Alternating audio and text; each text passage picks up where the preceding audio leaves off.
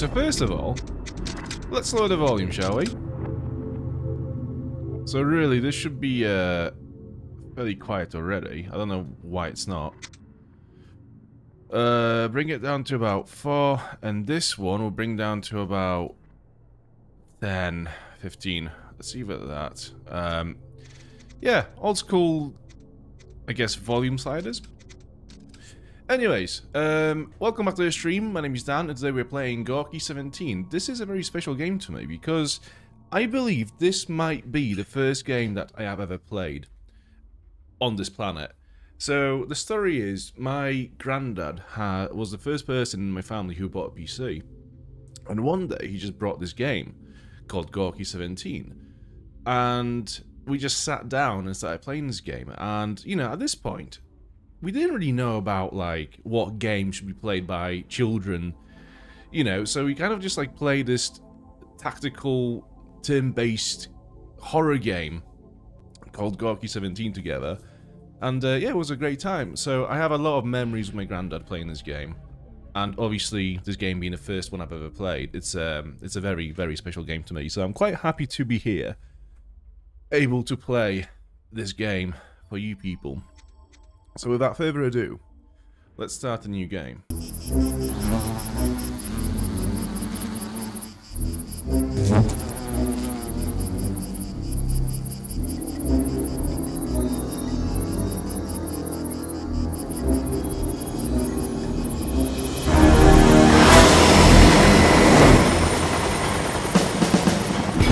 not sure why, but the cutscenes are very loud still.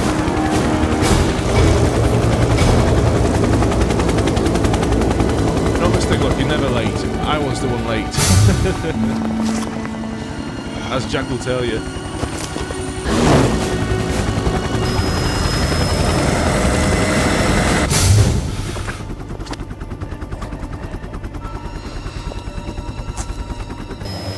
So, we'll go into the Russia-Poland bit in a sec. Also, is this? Oh no, it's just the vision.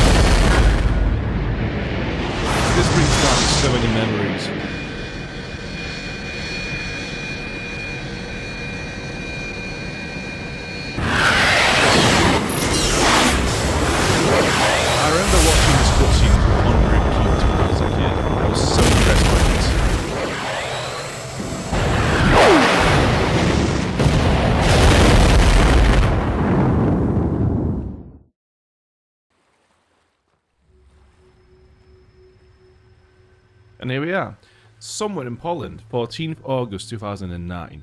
So that was actually set in the future when this game came out, by about 15 years. So, boss, now can you tell us why we're here? Has anyone here heard about Gorky 17? Wasn't it a secret spy training facility operated by the Russians? It was shut down last year, no? Secret, yes. Spies, no. Gorky 17 housed military experiments. 1 year ago, the Soviets bombed it off the face of the Earth. No one knows why.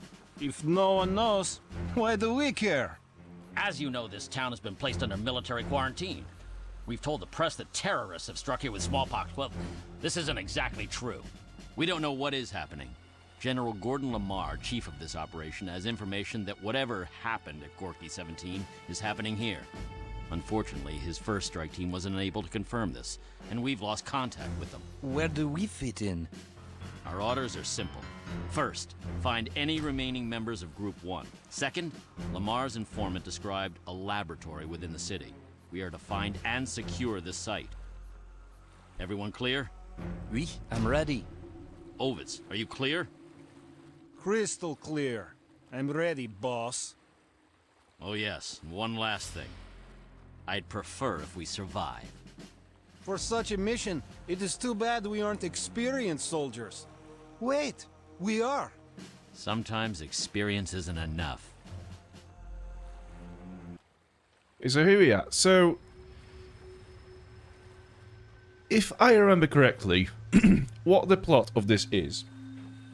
So Russians had a town called, I'm not sure what it is, let's just say it was Gorky 16, just for the sake of it. And this was built like a normal town, but it was actually supposed to be a test site for experiments.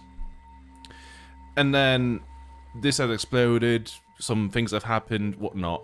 But then the people have realized that there's another town, basically funded by the same faction within the Russian army, somewhere in Poland, but they were also carrying experiments underground, in a laboratory underground. And at some point, this whole place just exploded as if it was hit by a nuclear strike, as we've seen that on in the cutscene. And then there were reports of monsters roaming about the city. I didn't realize there was interruptions in this. And so yeah, so the Polish, NATO has sent a first group of soldiers to investigate what is going on here, and then they disappeared. So now we have the second group sent to investigate this town called Lubin, I think it is, and see what's happened here. So as you can see, this is already messed up. Something bad has gone on here. This looks post-apocalyptic as fuck. And here we are. This is all we really get to know. We have 3 soldiers. We have Cole, we have Yarek, we have Thierry.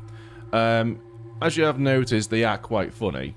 Their voice acting in English is so over the top. The accents are just so incredibly funny.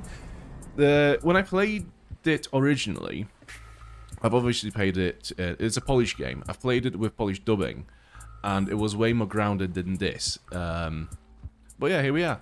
Also, another thing to note in this game is the soundtrack is so good. Okay, let's go. Oh yeah, before we go on, so we have our 3 soldiers, and we have our inventory, so they all have their inventories. There are combat items, healing items, and key items that you may use for missions. As you go through the soldiers, you notice that they have, you know, different items. You can get more weapons and other items as you play the game that you pick up. And yeah, let's equip our soldiers with rifles. So there is an aspect of survival horror to this, in terms of you never really get a lot of ammo or healing items. So you have to manage your inventory very well and avoid damage as much as you can. For now, yeah, let's just equip everyone with a rifle. On here you can also see that they have character sheets. So there are some light RPG elements in this game where the soldiers, as you fight more battles, they do level up and they get more experience points and whatnot, and then they can spend those points in, you know, into walk range or look, accuracy, stuff like that. I'm not sure if all of these skills actually have an effect on the game, because I don't think they were implemented very well. So I think stuff like, I'm not sure, counterattack or something, like some of these don't really work, but I'm not sure. And then you have weapon skills. So the more you use a weapon, the better skilled the soldiers become. So for example, if Thierry uses rifle all the time, he'll become better at using the rifle, which will increase his accuracy and damage output, I believe. And can the members die permanently? So if one of them dies in combat, the game just, it's game over. You have to start the battle again. So before we go on, let's just save the game. Okay, so these are my very old saves from maybe like years ago. So Docs 1, let's save that. And so we go on. So there are two modes of gameplay in this game. So you have exploration, which is this. You move around the map. You move your soldiers around the map freely. And then, when you trigger combat, it goes into combat stage, which will be triggered right about now. Oh my god! What the hell is this? I told you, expect anything. Enough talking, let's go. So now, this is the turn-based combat section. So each soldier gets to have a go, and the green zone you can see here is where it can move. So let's say, obviously this is our enemy, this is the Sphinx. When you hover the mouse over Sphinx, you can see where Sphinx can move to. So you're basically trying to avoid his range to avoid damage. So for now, let's move here and shoot. Actually, I'm going to equip my pistol. So the pistol, as you can see, you can shoot it in a cross section. So it goes up, down, left, right. If you go back to your rifle, as you can see, you can play. You have a bit more over coverage in terms of what you can shoot. So this is the more tactical aspect of the combat as well. You know, different weapons do different have different range, different damage, and what was I gonna say? There's so much to cover in this game, and so yeah, let's take out the pistol and shoot the Sphinx here. So now we can see that if the Sphinx moves to this location, let's say he has melee attacks, he will be able to then deal melee attack onto our soldier. So we want to move Cole over this way, which is now out of reach. And if we can, we also want to turn him facing the monster as well. Because, for example, let's say we did take some damage and Cole was facing this way. The enemy would then get bonus damage because he would get like a sneak attack, if you want to call it that way. It looks like a xenomorph. Yeah, so there are a lot of enemies in this game with very interesting designs, and this is very xenomorphy. Absolutely. Yeah, because of the head shape, yeah. And the tail and stuff, yeah. Okay, so now we've moved our Cole, and yeah, so he made an action, he shot the monster, he moved away. We can move him further back here, but I think we are fine where we are. So now we go to Yarek. And with Yarek, we will just move him over here. So this is going to give us enough space to run away, just to make sure we avoid damage. And we will use the rifle, so we can shoot the monster from over there. Okay, let's move back. I'm going to move him all the way over here. And now we have Thierry. So we'll move Thierry over here, and then hopefully he'll have enough movement to go back. Yep, he has escaped. Again, turn him around.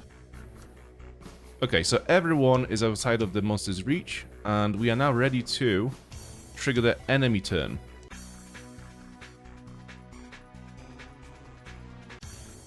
Okay, so it moved. Clearly, he only has melee attack because he didn't manage to hit anyone. There are some monsters with ranged weapons, so we have to be careful with that one. So now, because he only has 11 health, we can quite safely move into melee range and just use our bayonets to deal some damage and kill him off. So he has 4 left. We can move in Thierry and finish him off.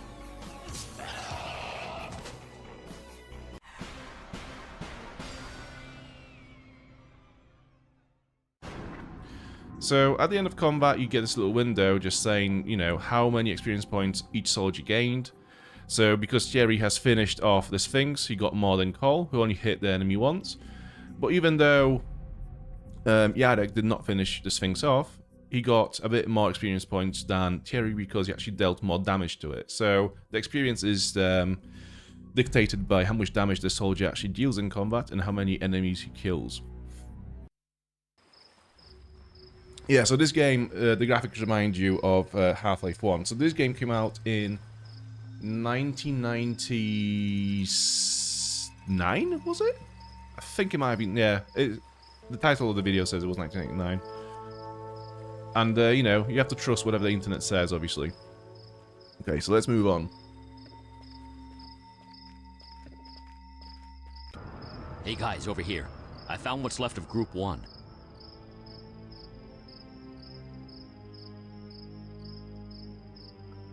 This was Leif Sorensen, one of the best computer specialists in NATO.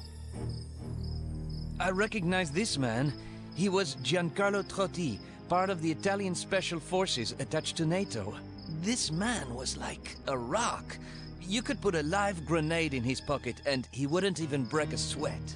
Yeah, well, he sure looks calm now, doesn't he? Watch it, Ovitz. This was my friend that you're talking about. Relax, Truntin. Can't you take joke? Knock it off, accent both of you. is so We don't have time to stupid. deal with your nonsense. Take a look at their bodies. There's something very wrong with them. Good God! That smell! And their skin! They're green! I don't like this. I have seen dead men. This is not normal death. This death reeks of evil. Enough of that, Ovitz. I don't need a paranoid team. If a guy like Trotty, with all his combat experience, died this way, we'd better stay alert. All right, Dude, then listen up. I cannot Group tell one you had how much 4 I'm loving members. this. We This still is have so two good. missing, Joan McFadden, the team doctor, and Joseph Sashman, an English commando. I want to find them, alive. I don't know if you get your wish, boss. Something tells me this city doesn't like the living.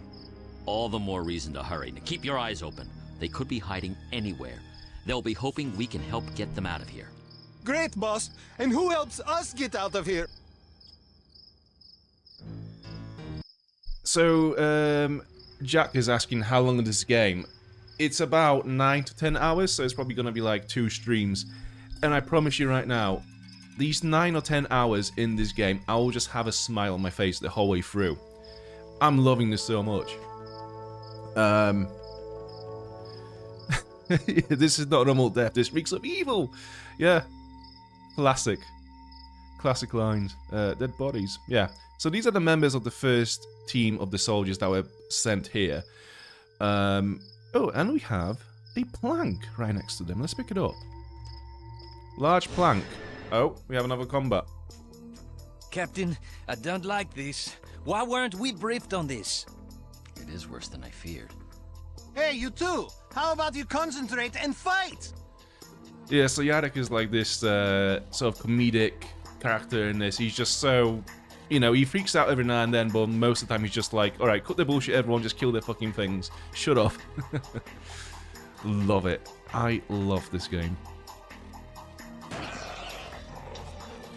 Also, I just want you to notice one thing with the soundtrack during combat, right? So when it's our turn to take turns, the music is very sort of still, you know, it has a groove to it. Yeah, it has a groove to it, yeah, it does. But it has a flow to it that is very unintrusive. It kind of like lets you think about your options and what you want to do next. It doesn't really push you along. However, what you will notice during the enemy combat phase is that the music changes quite drastically. So let's just move in our dude over here. I don't think he's going to get hit by the Sphinx from this location. So let's just use the rifle. That's a good hit. That's a 15 point. And now, I don't think we'll be able to hit the Sphinx with Yarek from over here, but we can try. Also, do we have any boxes in this? No. Okay. Good. So he's nearly dead. And we are safe from this guy as well. So as I was saying, notice how our music during our turn is it's not still, but it doesn't really push you along through the motions. Now, we'll go to enemy phase, and suddenly the music just ranks up. It just pipes up a bit more.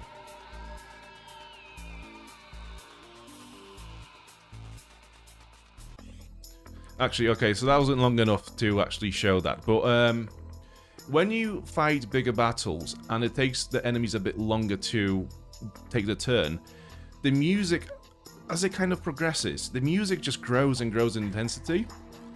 Because usually when the enemies are taking a longer period of time to make the moves, it means that you are probably in a lot of danger. And that is reflected by the music. And then also, each turn that the enemy takes, the music changes slightly more, so it seems a bit more tense anyways. It's not going to be the same soundtrack, it's just going to change a little bit more every time. Okay, let's finish off this guy with Cole. Perfect. So, retreat this way, and I'm going to put you there. That's a good hit. 18 points, that's really good. And then you will do the same.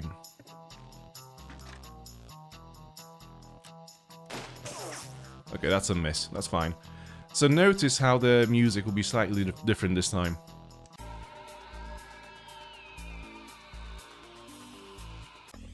Actually, yeah, the enemy turns are not long enough to actually for the music to build, so we can't really talk about that just yet. But we will be having longer battles soon. What sort of weapons can be found in this game? So all sorts, honestly. You can have like missile strikes from like a satellite. You can have laser rifles. You can have flamethrowers, bazookas. There's a lot of stuff that you find in this game.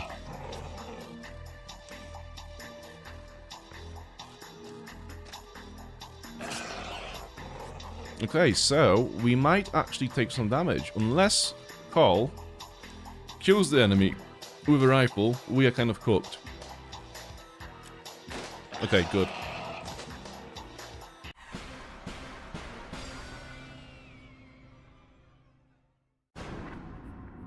Yeah, the soundtrack from Gorky 17 is one of the soundtracks that I will just listen to while working or doing something. It's just so good. Okay, let's pick up the plank. There we go. Okay, so there are a few more items around here. Let's go this way and pick up this note. The first one is here. BT6213. Take. We have no idea what that means at this point. There is a box. Let's open that box and see what's inside. Small wooden box. Open. So, there we go. We have a flamethrower, an axe, a bat, and some adhesive tape, which actually means it's a plaster. That's what this is supposed to be. Take all. Okay, let's distribute their weapons. So, we have two stronger melee weapons now. I'm going to give one to Jarek, and I'm going to give the axe to Thierry, and Cole can keep the flamethrower. I think that's going to be okay. Yeah, let's just overwrite this save. We will not go there just yet. We'll go this way. Because you might have not noticed it, but when we got off the boat here, there is a rifle, there's a shotgun over there. And how we get to the shotgun is we use the plank at the end of this bridge. I don't like the look of this, sir. There's evidence of abnormal acidic corrosion on this dock. Let's work fast then. I think I see something over there on the other side. Don't worry. I will cover you. Nice try, Ovitz. You're first. How about having Throngting go first? He has such a keen scientific mind. This is not a request, Ovitz. It's an order. Move it.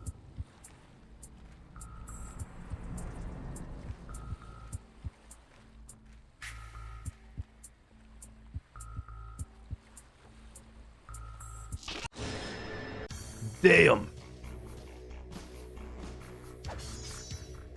Oh god, I'm going to die. I die in this hole. We're coming, Ovitz. Just stay away from them as long as you can. I died in this hole! Come at me. I take you all. Come on.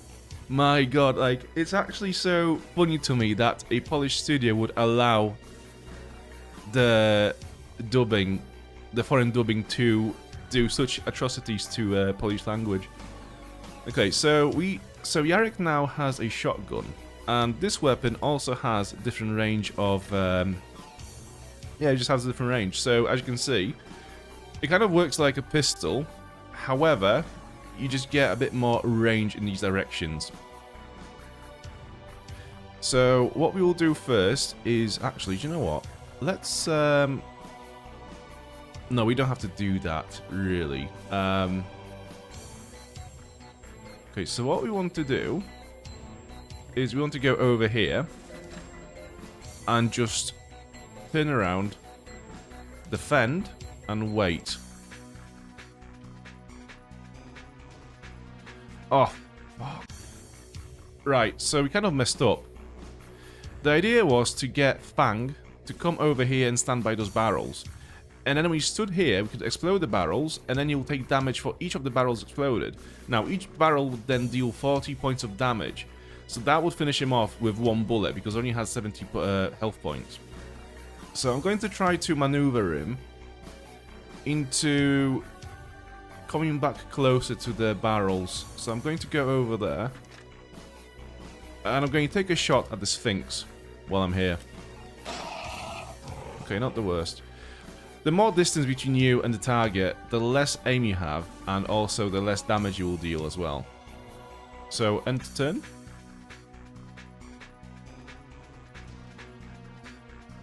Oh yeah, okay.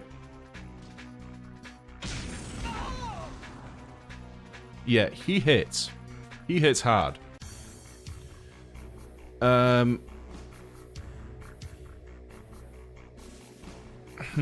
Okay. I'm going to explode the barrels here because I don't think I can do this fight in any better way. Now. There's too much coverage. Okay, so if I just run away there. After this, yeah, and turn around.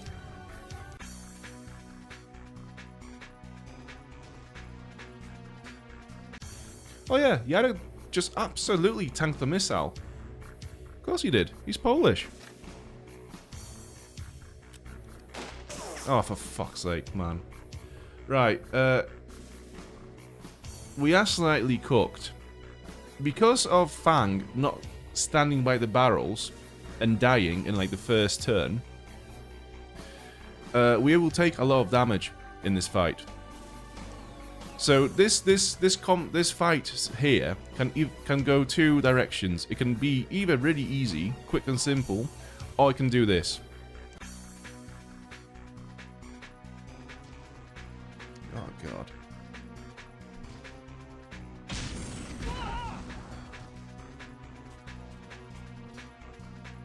Oh yeah. Oh yeah. Another one? Great. Yeah, we are kind of cooked. Yeah, there's no way we will not take any more damage. Do you know what? We might actually die. I'm gonna have to redo this fight.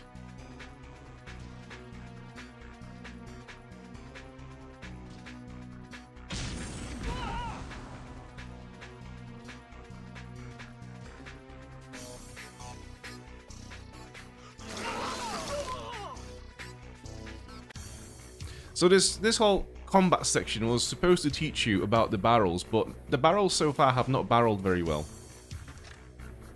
Right, do you know what? I'm going to load the game. And we'll try that again and do it properly this time. Because, yeah, that was not great.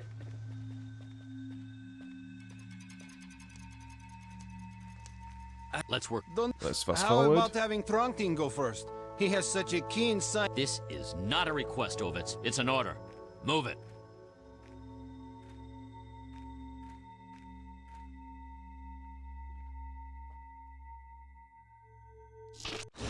Okay.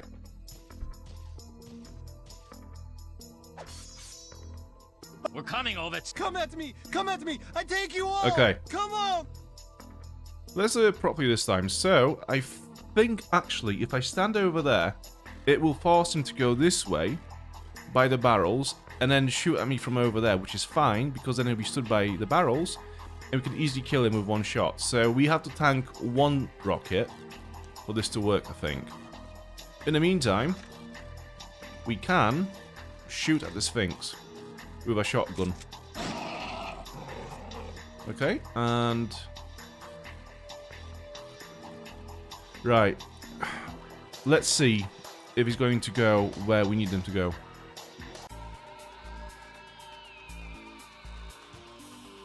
Oh my fucking god. Again?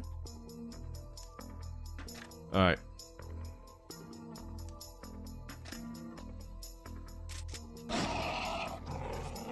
He's not playing.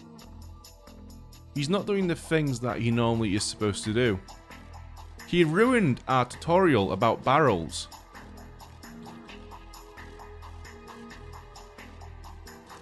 Okay.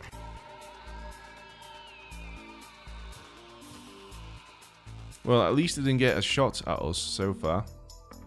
Right, let's try to kill the Sphinx. Actually, I'm gonna do it with a rifle because I don't trust the pistol to deal enough damage. Actually, you know what? It's a waste of rifle ammo. Let's do it. Perfect. So now, where do we hide from him? There's nowhere really to hide. So we might have to tank 1 damage. Let's get closer to him. So hopefully what he will do is he'll come here, or whichever way, shoot at us, and then take a step back towards the barrels while he tries to escape from Yarek.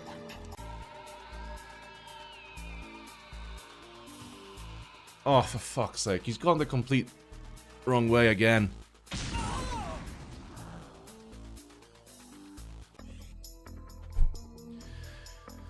Yeah, he's not playing. There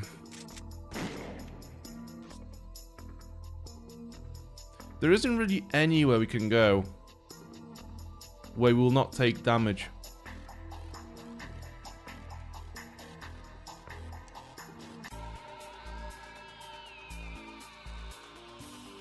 Oh!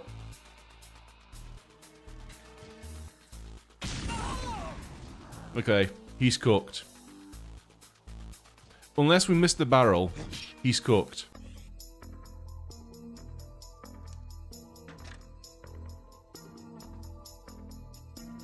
Okay.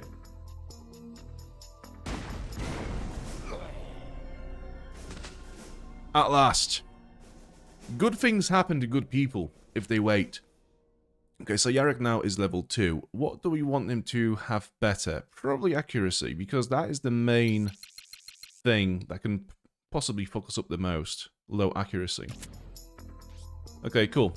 So now what we want is for Cutterpill to stand next to the barrel. So we'll just come here and wait for him to get there.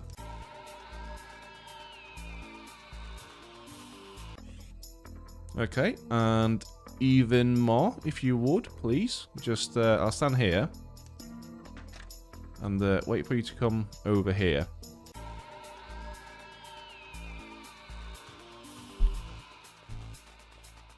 Well, at least our friends are back now, so that's great. However, he's still not playing along.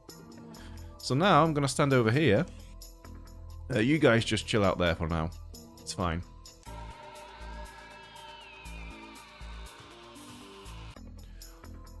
What is it with the AI not playing this time around? Okay, this is it. Okay, we're doing it. Cole, you get over there and try to shoot him with your pistol.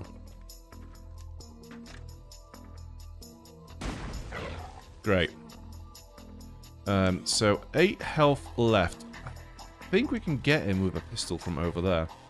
If not, then Yarek can get in and just stab him to death.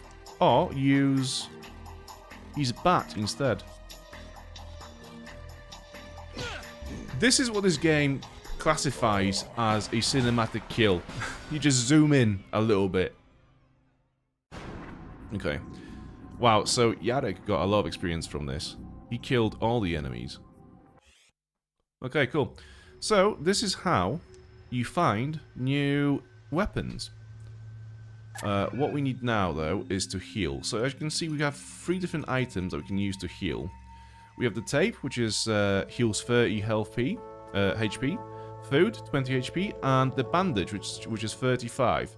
So, let's use up the ones that give the least healing for now. Okay, so food, and then the tape. And we will leave it at that for now, with healing. We'll save the game again. Cool.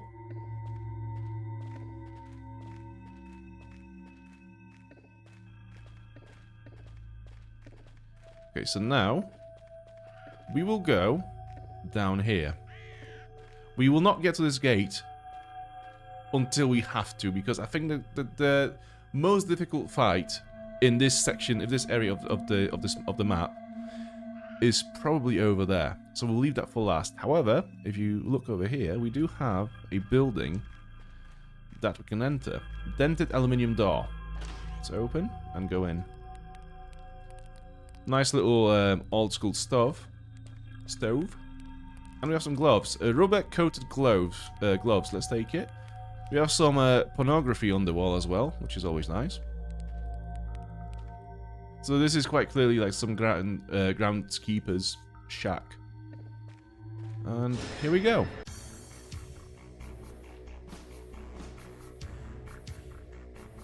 God. It's a trap. Watch your backs. There's gotta be a way out. Or we stay and kill them. I like to kill him. You'll get us killed of it. No one is dying. Not again. You'll get us killed of it. Okay, so how do we want to do this? Okay, I think this is a good time for Cole to use the flamethrower. So the flamethrower is an interesting weapon because it has pretty short range of attack. However, what it does is when you get an enemy with this fire, it deals damage, and then the enemy takes more damage every enemy turn. So it's quite cool. If we play this right, we could kill this Sphinx by the next turn. Okay, so let's get Thierry in here with his axe. Okay, yeah, so the Sphinx will die now. So I think the first turn they take 15 damage, then it's 10, and then 5, and then the fire is extinguished. So all in all, in total, they take 30 points of damage from the fire alone. Okay. I am confident that he will die, so we don't have to worry about him dealing damage to us. This guy, however, Garcia, he's a bit more of a threat, because this guy, as you can see, he actually has a minigun on his arm, and he has a blade attached to his other arm, so he has both melee and ranged attacks. So we kind of have to like keep that in mind as we deal with him. We currently can't really do a lot to him, unless maybe the shotgun. Yeah, there we go. So that was 16 points of damage, and the weapon level has gone up by 1. So I think Yarek, his efficiency at the shotgun is now level 2. They've all taken a turn. Let's go.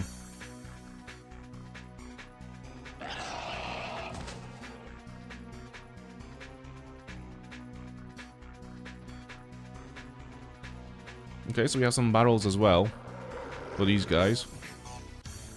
Alright, so no damage from Garcia. Ober is in the chat. Hey Ober, how you doing?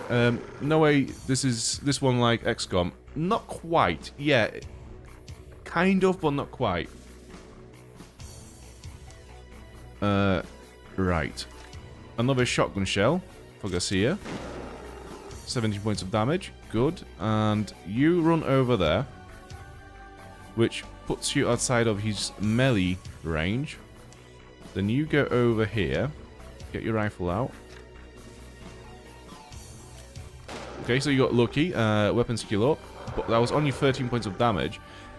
If Thierry gets lucky, he can potentially finish off Garcia at this turn. I'd love to show you his attacks. I'd love to show you Garcia's attacks. However, I'd rather not take them. As if. As if. Okay. So we will get to see his ranged attack. Let's have a look.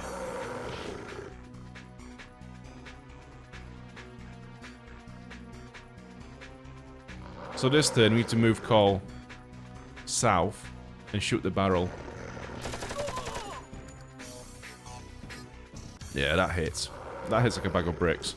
So these enemies have pretty low range of movement, so we can quite easily just get over here. Hopefully we will not miss. Good.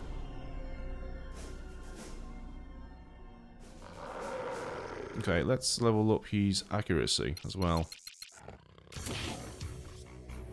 And move you out a little bit more just to make sure that you don't get hit. Okay, you, Yarek, I want you to get in on him and shoot him to death this time around, if you would.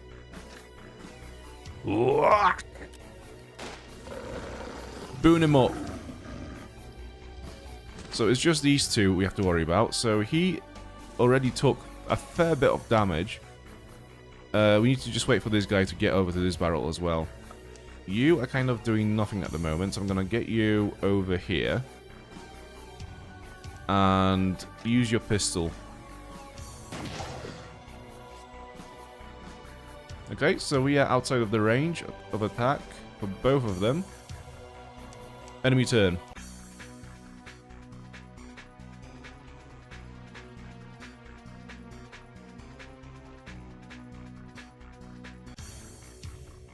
Okay.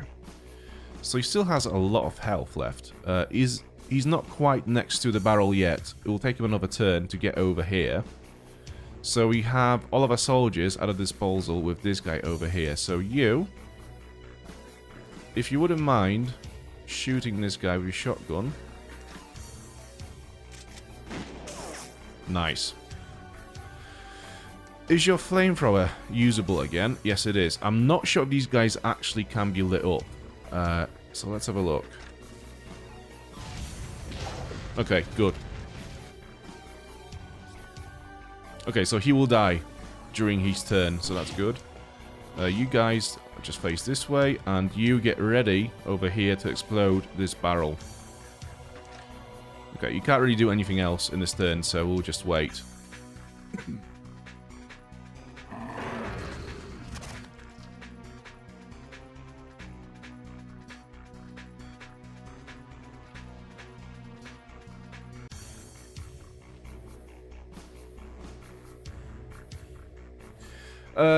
The New Vegas problem, yes, it's fixed. So I found a solution for that bug. Apparently, it's quite common. So it's well documented. The fix of it is quite well documented. So I managed to fix it, and we are now back at Loki 38. So this is where the next stream is going to start from. But I'm going to go more into details on that fix during the stream, I think. Okay, so you. The barrel.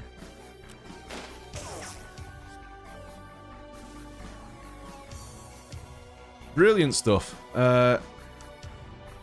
Okay, we kind of cooked. We have one more. Oh, we missed out. Unless.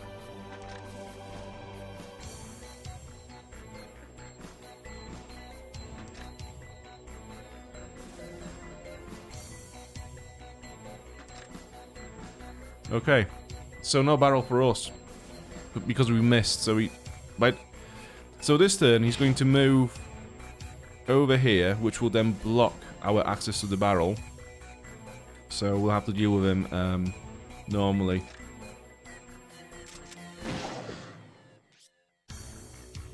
Okay, at least everyone is safe at the moment. Okay.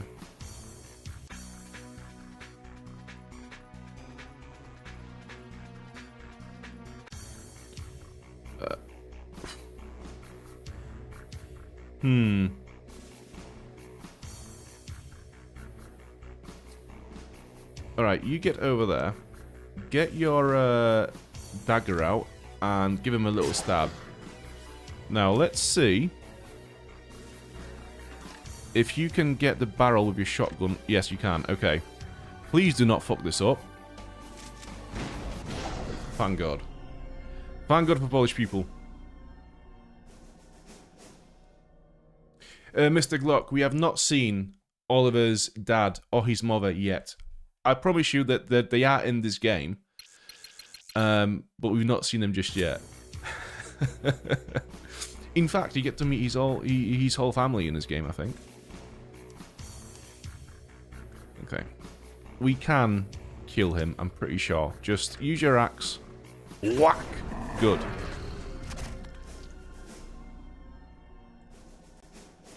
Okay, another level up. Accuracy, please. And this is it.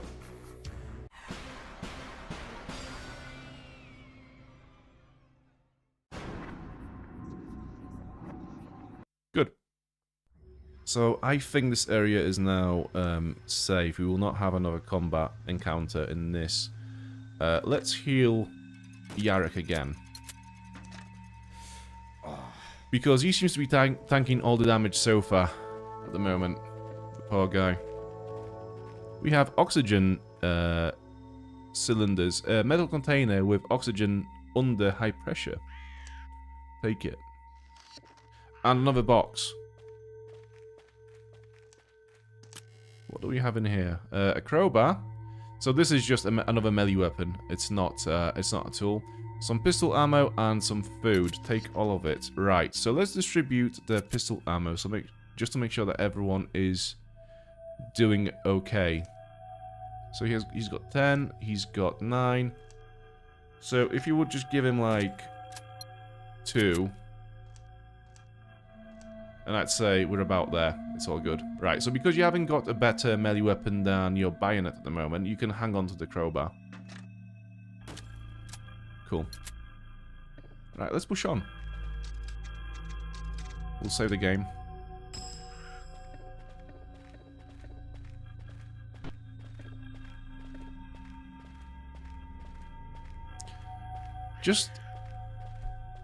Right, let's just stand here for a minute and just listen to the music. Just take in the atmosphere. And just listen to how the music will progress and just build up.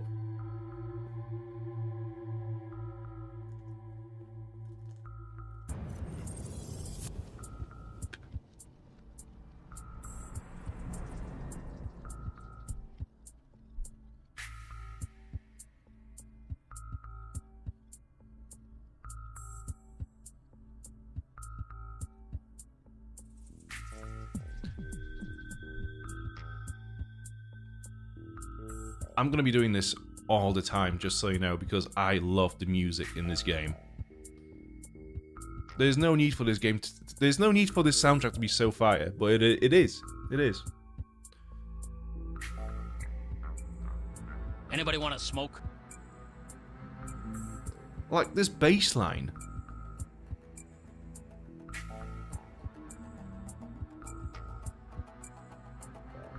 I just love it. I could listen to it all the time.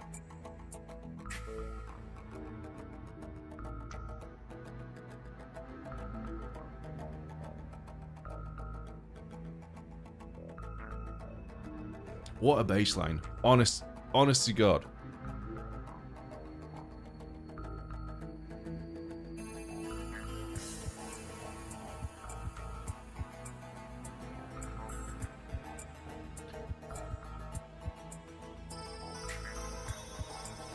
So good. So good.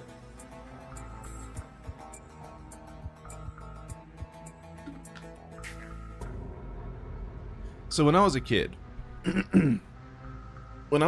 living in Poland, Anybody want to smoke? there were still a lot of sites like this where I lived, right? This wasn't that... I mean, it looks pretty post-apocalyptic now, but this is not unlike what I used to see a fair bit when I was little. There were literally areas like this, which looked like this. So playing a game like this when I was 6, it just ignited so much of my imagination, you know. In my head, I was just taking walks with my grandma or whatever, through locations very much looking like this, and just like my mind would just create these scenarios that would have happened in this game, you know, around me. It was such a, yeah. It was just magical. This game was just magical to me when I was little.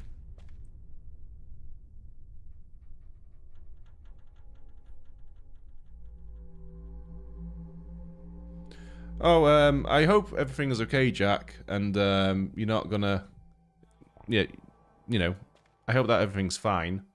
But yeah, man, thanks for coming down. I'll see you at the next one. Have a good night. Don't shoot me! I am human! Hold it. Who are you and what are you doing here? My name is Vasily Dubrovsky. I am a Russian army veteran, but I decided to stay in Poland after the troops went home. Are you Americans? Not exactly.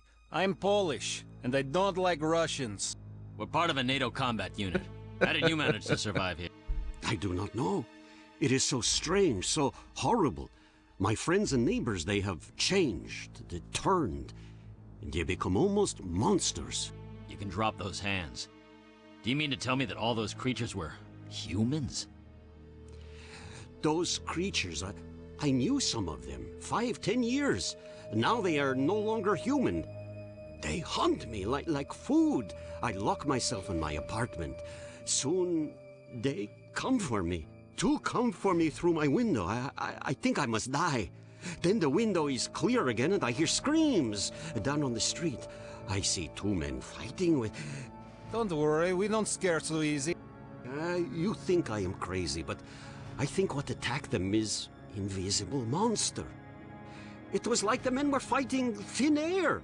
Then their skin turns green and they drop onto the ground. Were they wearing uniforms? Like us? How many men have you seen altogether? Yes, just like you. I think the men come from the sewers. I see them come out from the old Russian security doors. Through door is sewers. Look, you have guns. You protect me. Hmm? You stick with us and we'll do what we can. Just stay quiet and out of our way. One last thing. Did you see a woman with those men? No, only those 2. And now you. All right, let's move out. You are interested in those men? That's right. I find this on them.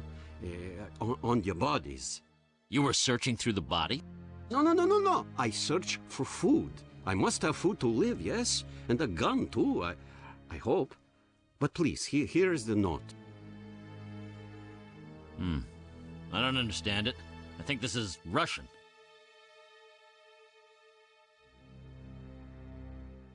Ovitz, you can try. Okay. It says,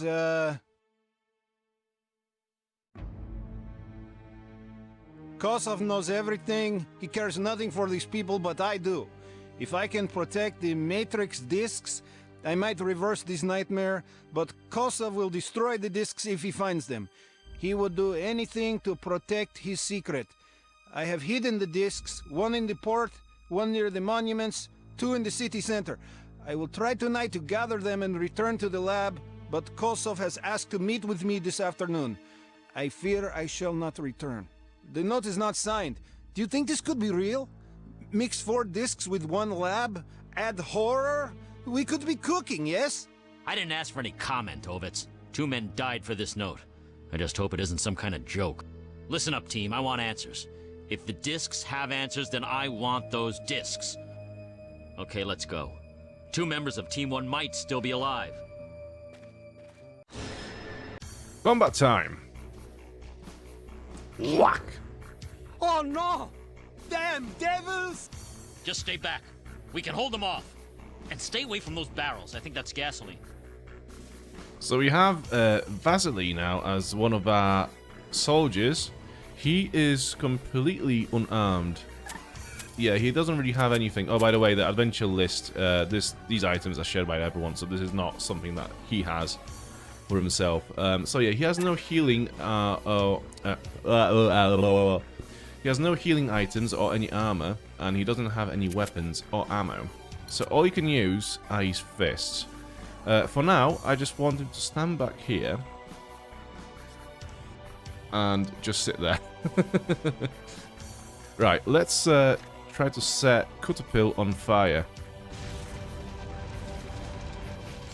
He has fire protection, so we cannot set him on fire, which is great.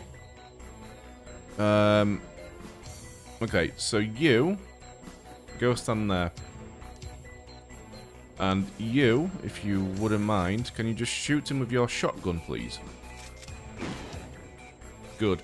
20 points of damage, very good. Right, you stand back over here. And turn around.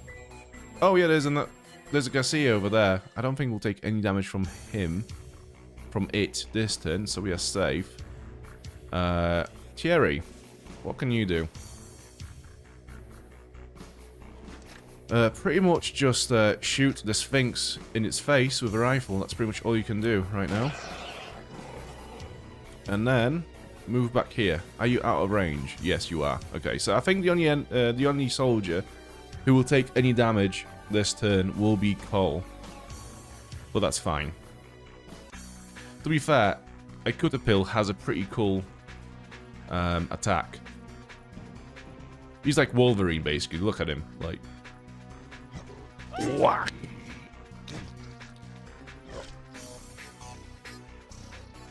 So many cool sounds. Oh, he's by the barrel now, is he? So I'm not sure if I should wait for the Sphinx to get to the barrel, or if I should use it now to kill the Caterpillar. Although, I think we should be able to kill him this turn without a barrel. Maybe. Right. Yeah. If we shoot it with some rifles, we should be fine. Oh my fucking god. Well, and that just ruined our whole plan.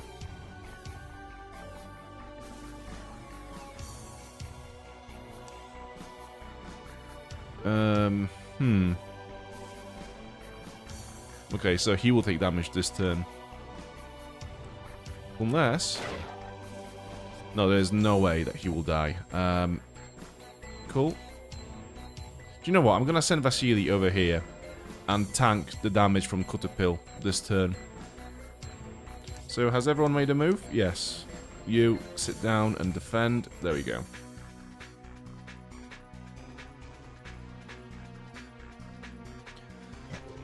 Whack! Stabbed in the balls. The worst word in this game is miss. Yeah. Oh, this is very good. They're both around the barrel now. Yeah, this is perfect. Yeah, it is. In games like this, these XCOM, any game where whether you hit or miss depends on a dice roll, seeing the miss text is the worst thing you can see. This is how your hopes shatter. Okay, so let's see if Cherry can kill both of these enemies with one bullet. Classic. So good. So good, well done. Now let's back out a little bit. Okay. He'll take damage again. Unless we send Vasily over here to tank a bit more damage. Although Garcia is now getting really close to us as well. So that is an issue. So we can't move anywhere. So we just sit there. We can't use the flamethrower just yet. Although that'd be ideal. So, I'm going to move... Yeah, I'm going to move you over here and get you to hit the Sphinx with your crowbar. 8 points. I was hoping it would be way more than that. Let's try to, let's deal some damage to the Garcia and start to think about how we're going to kill this enemy.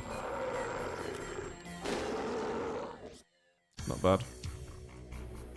Okay, let's move you over there. I think Vasily might take some damage this turn, but that's fine. We can just heal him after.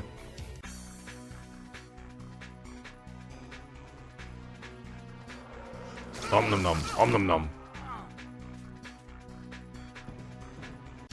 Oh no. Cool. Everyone is safe at the moment. Right, let's set Garcia on fire. Let's see if we can actually set him on fire. Nice.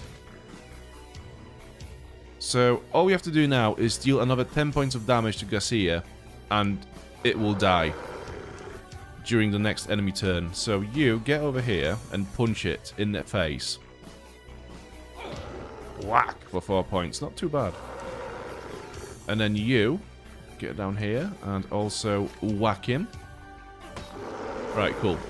So now this will die. So we can just concentrate on this Sphinx over there. Cool. And this should be the end of the combat. Let's see.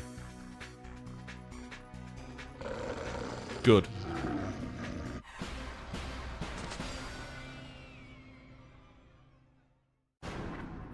Okay. And Vasily is also on our list now. He gained 7 experience. So even though we could actually give Vasily some items, some weapons and some healing items, I will not do that. And the reason for that is... I'm not going to spoil it, actually. We'll just see. So let's heal everyone up a little bit. So, There you go. Whatever. We have another note. I will be watching you. BT6213. Okay. Cool. A gate. Chain link fence under high voltage to prevent unauthorized access. Use gloves.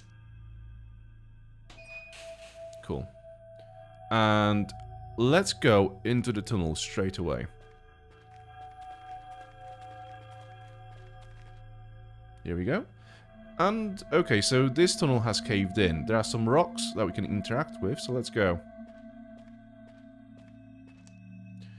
Bunch of stones. Use oxygen cylinder.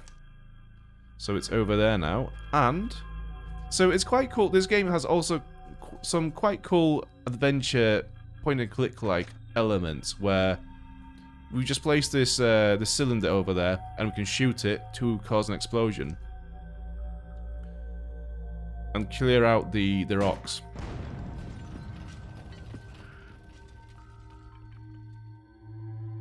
There you go. And now we have a box to unlock and get some more loot.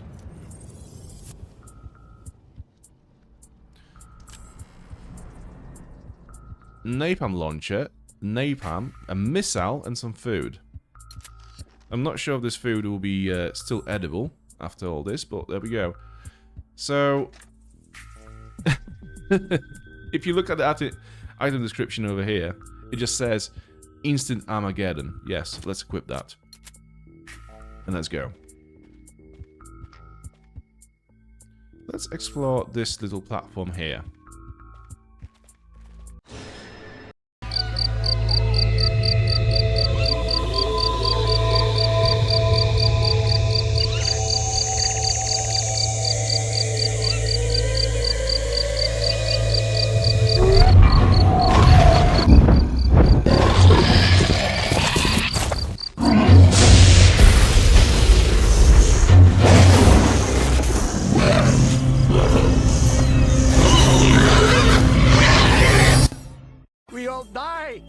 Stay calm.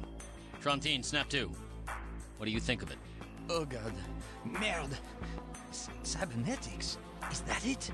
We're in a death trap, aren't we? We're just lab rats sent to see how well these things kill. Thanks, Trantine. Next time, pretend I didn't ask. So, as you can see, we have Grandma. This is Oliver's grandma over here. And she is a terribly difficult enemy to fight. And the more you damage her little children, the more aggressive she gets. So the best way to deal with this is literally to call onto the Armageddon on her and her kids. Whack! Massive whack.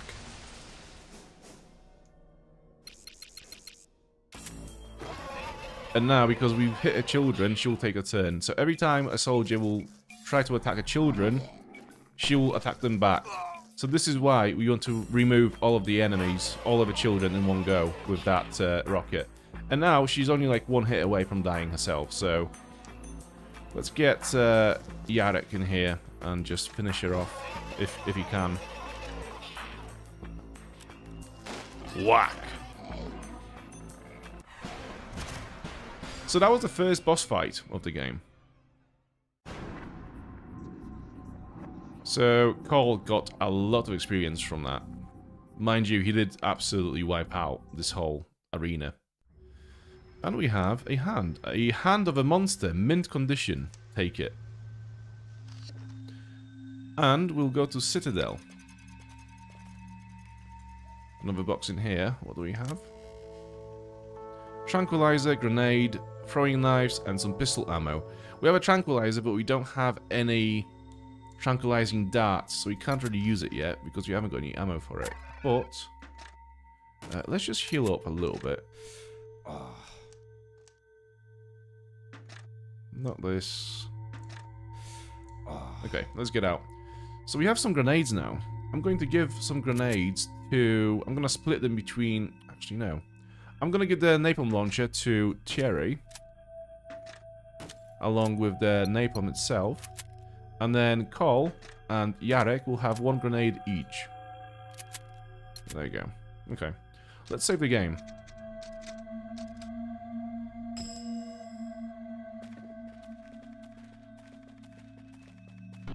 Yes, there is food in this game, so you can scream at me whenever I don't eat. It's just like Fallout. Every game is just like Fallout, honestly. Which way do I want to go now? I might as well go this way. Yeah, let's go this way. So we are straight into another boss fight.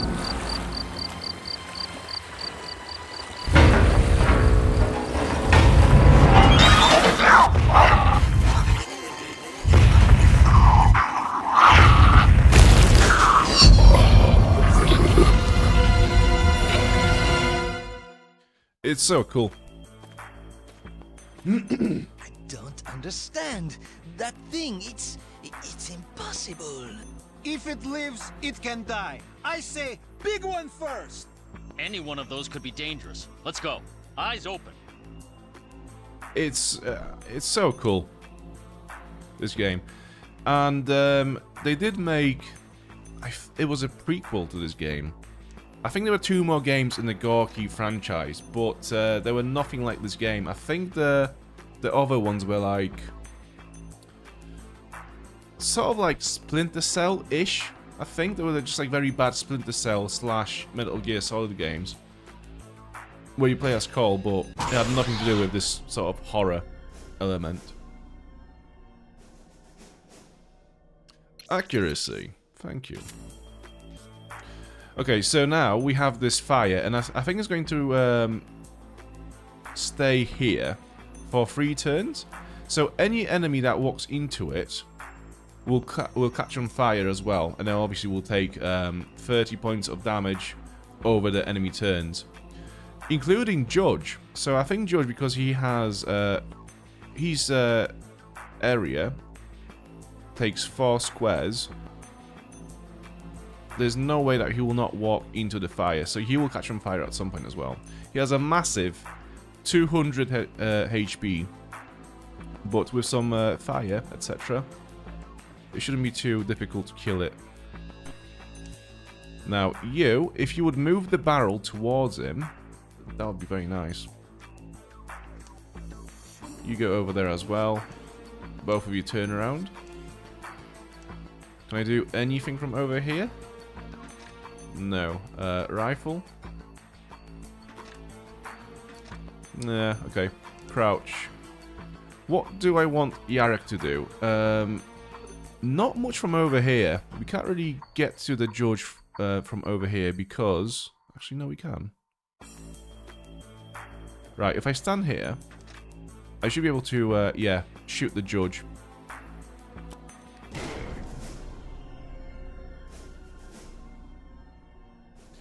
It wasn't the last TRFPG in the series. It was the first and the last. Yeah, it's very sad. It's very sad because I thought there was a lot of potential in this game. Like, I think the world that they've built for this game is so interesting. I wish they had done more with the horror element. I think the other games are basically Cole's earlier missions in his life before he got to do this. I think there are some mentions of, you know, Gorky 17 of what potentially might come in the future, which is this, but it doesn't really do anything with it directly.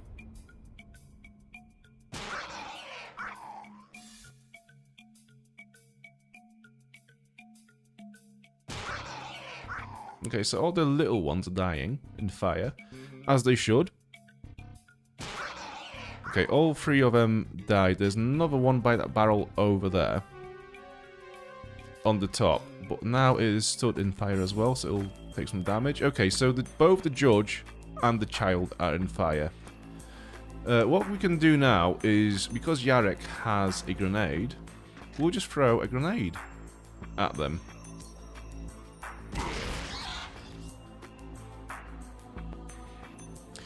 CD Projekt took over this company. Yes, I think that is right. But I'm not sure whether the developers of this are still active. I think the composer of the music went on to do some other games, but I'm not sure. I'm not sure about the developers themselves. Right, you. We want you to push this barrel forward.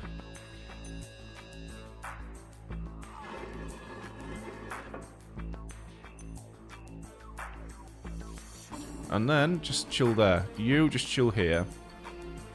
You, where can you go? Right, you go over there.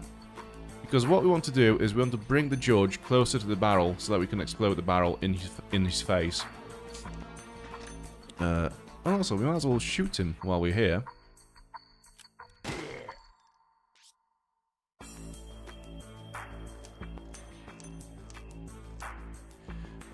Now both the judge and the child are on fire. Without context sounds crazy. Yeah, so... my grandma was a very religious lady, and me and my granddad were playing Commandos as well, which is basically like a tactical real-time game. And I remember, like, so obviously you kill Nazis in the game. It's a World War II game. So there were those soldiers that I killed, and one of them was dressed like a priest.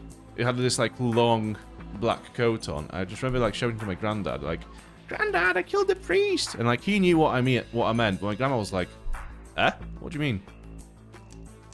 There are a lot of very cool sentences you can say that sound really, really cool without context.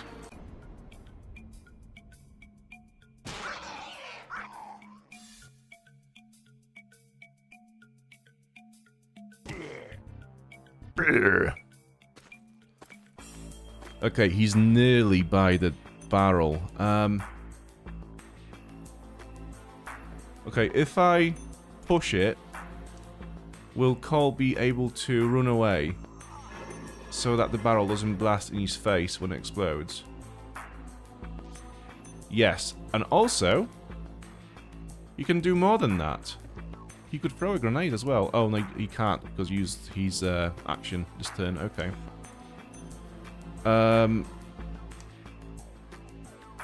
You get over there. I think you are outside of the blast radius, so you're safe. You just punch the judge in the dick. For 5 points. Cool. Now, I want you...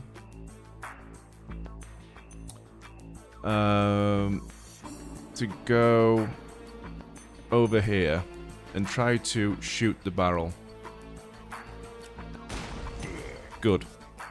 So, Vasily will take some damage, but that's fine. And you, with your shotgun... There you go.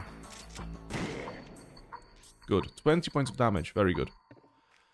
Okay, so we will get to see the judge's attack this turn. Let's have a look. He just goes... Whack! It's basically Veronica from New Vegas. Right, pistol.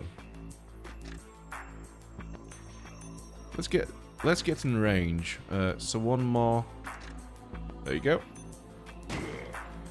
8 points, not the best, not the worst. Are you outside of the range? No, you're not.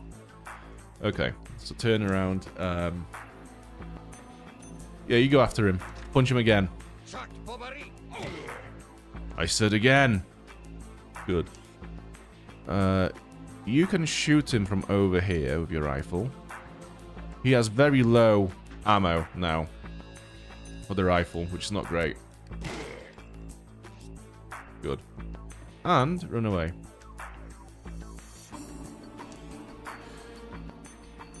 We need to find some more rounds for the rifle, some more ammo soon. Because we are running dry. Oh, actually, I think he'll die this turn. Yeah, I think we're good. We're cooking. Literally.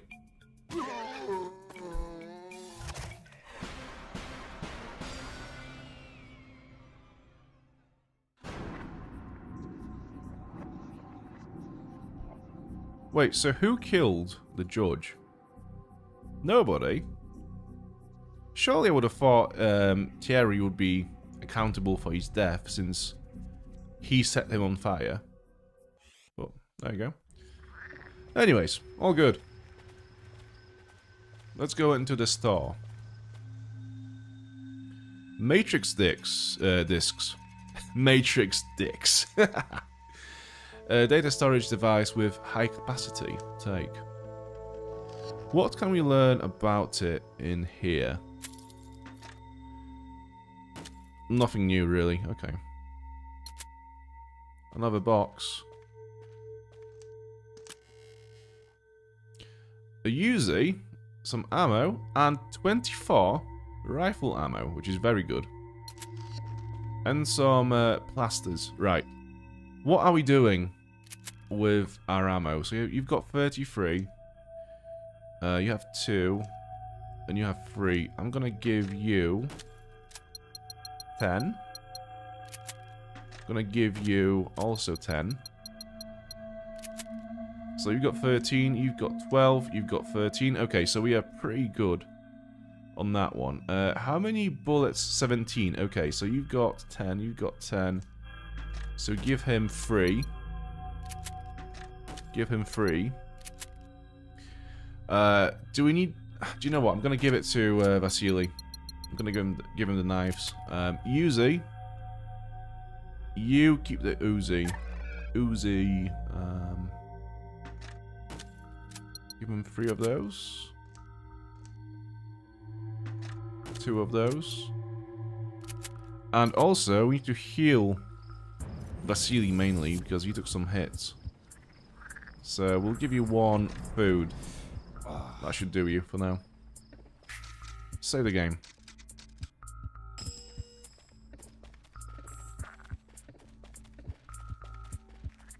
What's this? You have a door. Okay. And there's a ladder. Before you go up the ladder, let's just explore this little boat over here. So if you look over here, you might be able to see there is a monster on this boat. This is the first time we've seen a monster in the exploration phase of the game. Let them fight. One less of them is one more chance to live. Yes, boss. Please don't say we should save one. Okay, what we can do with Cole is get in here and set the Garcia on fire. That's some pretty decent damage. Cool. And then we'll get... okay, we'll get you in here and shoot him with your rifle.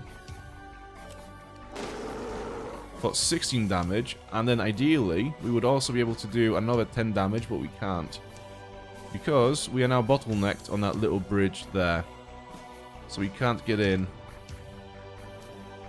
So the best we can do with Cherry is literally just turn him around this way and defend, and also you just get in here, sit down, and enemy turn.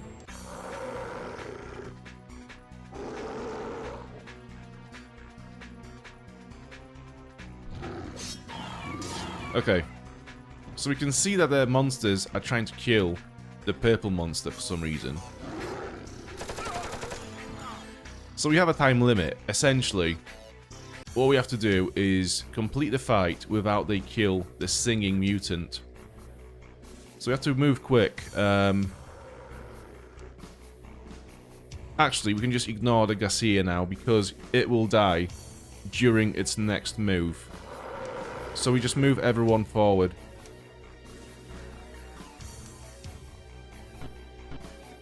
There we go. End the turn.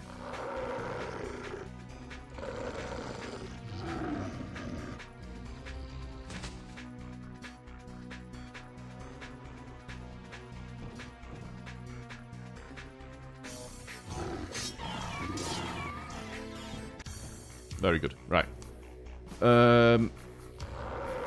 Again, we can't do a lot this turn, but we should be able to shoot him at least once or twice with a rifle.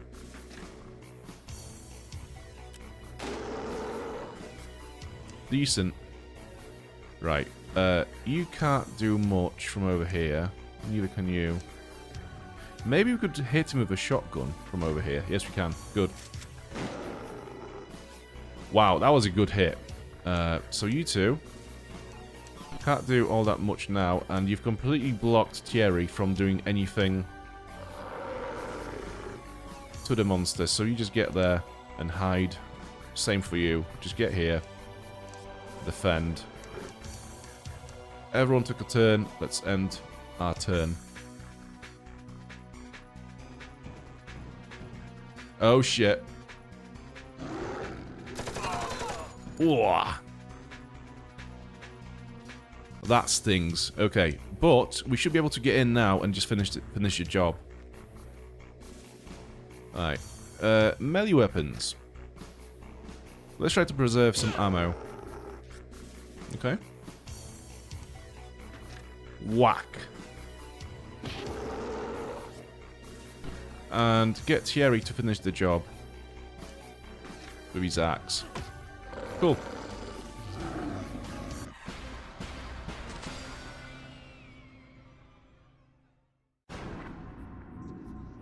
Cool.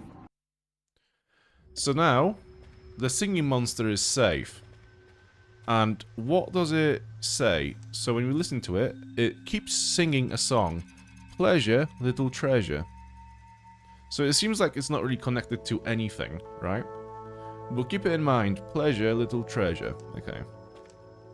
Open the box.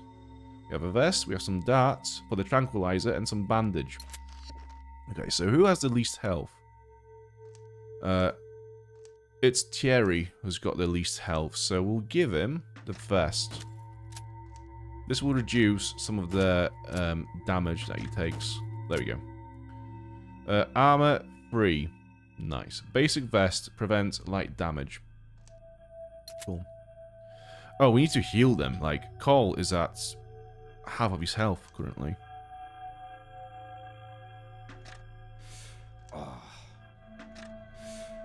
Cool. And same for Yarek.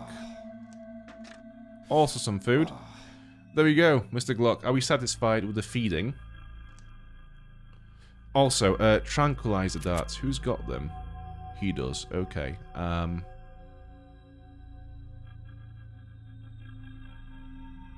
gonna give him to Thierry, I think.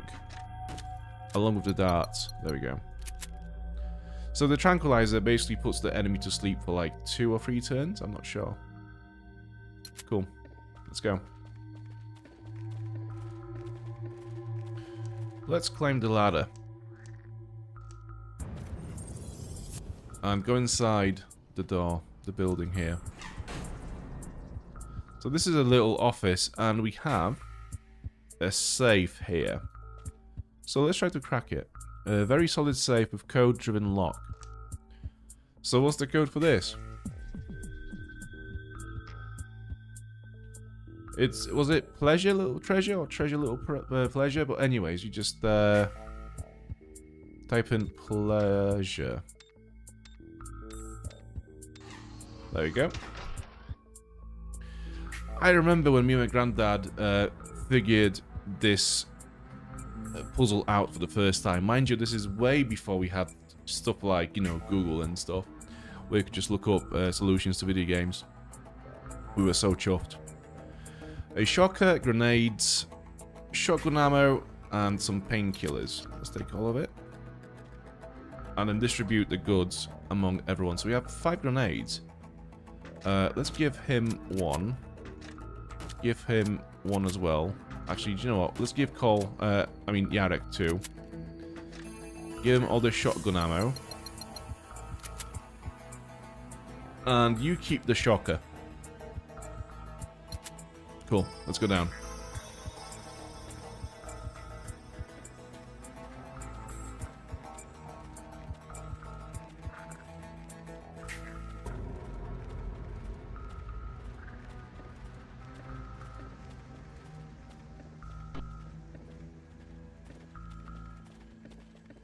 Right.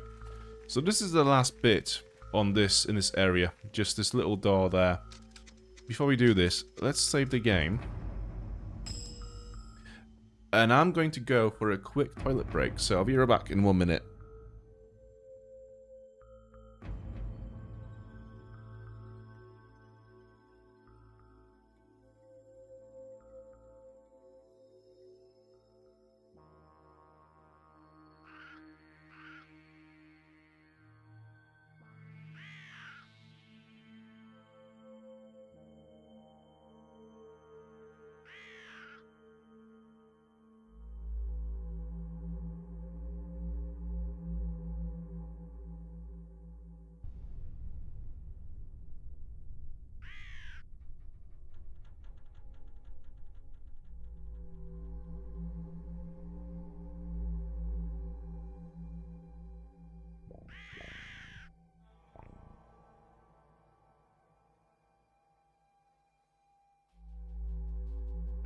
Anybody want to smoke?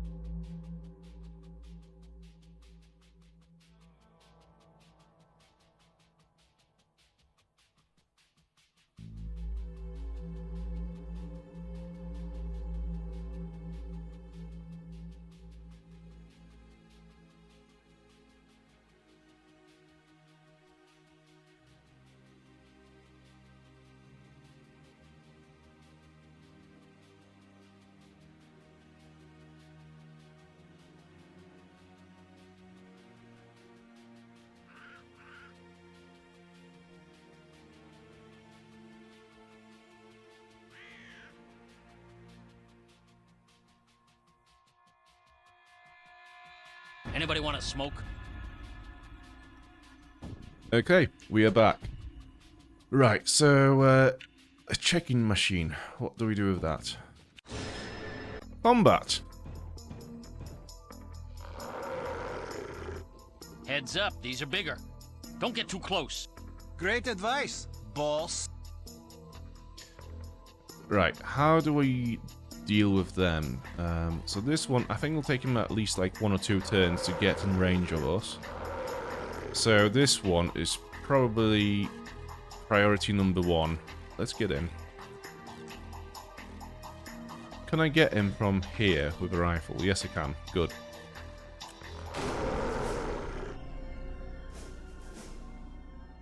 Another level.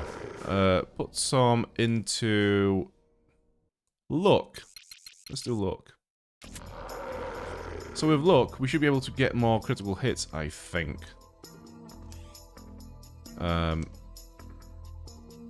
You go there and maybe shoot him from this distance. Good shot. And then you get in there and also do the same. So that's most of his health down. That's good. Right, cool. Enemy turn.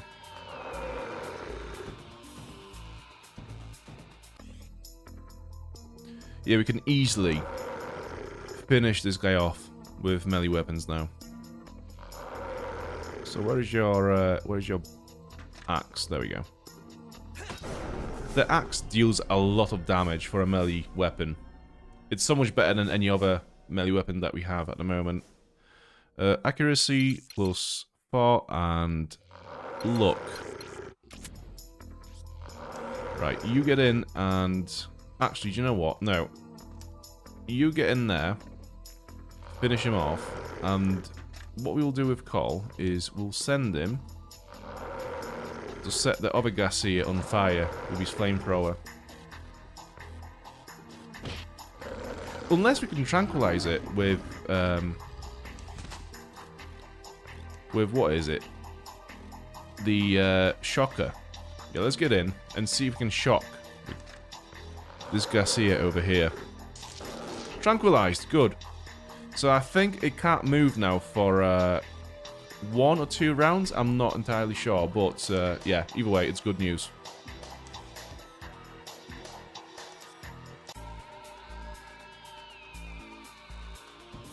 Oh, fuck. Right. Let's set this guy on fire before we do anything. So he will now take 30 points of damage over the next 3 turns. So if you lower his health to 30 this turn, we should be good to just leave him there and cook. So you get in there, punch him. For 4 points, not the best. And maybe you get in there and shoot him with a handgun. That should do it. Right, cool. And then you could prevent taking damage. Maybe we tranquilize you as well with a dart. Cool. Get you out of the way for now. Okay, so everyone has taken a turn. Good.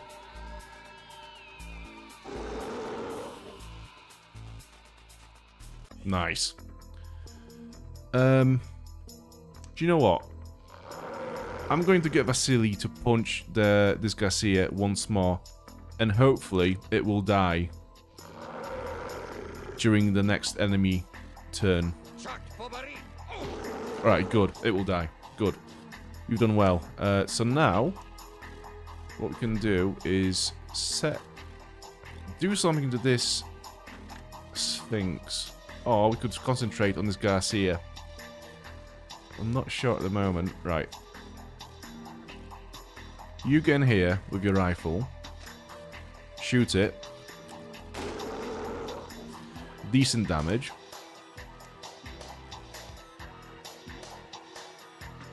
Yeah, you just whack him with your axe.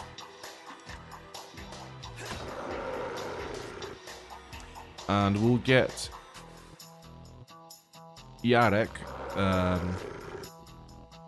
So if you get him over here, he'll take damage from the Sphinx. If you move him over there, he won't take any damage, but he might not be able to do... Yeah, he won't do any damage to this Garcia over here. So we'll just move him there to prevent taking damage, at least. Right, cool. Yeah, this is the best we can do at the moment.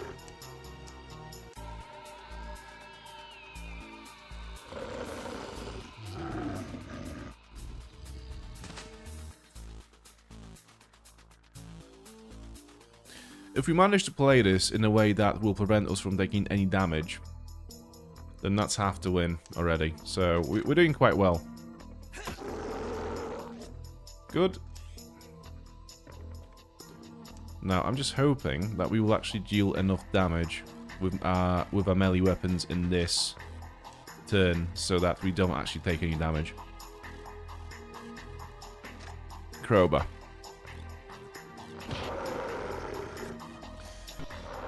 I don't know. It's looking pretty rough at the moment. Unless...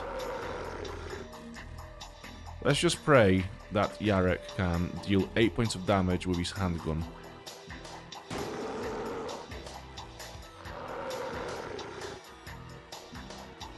Sometimes, this is the game. This is how it's going to play out.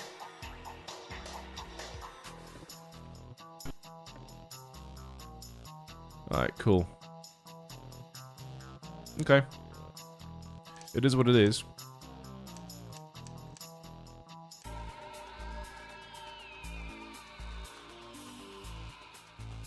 Oh!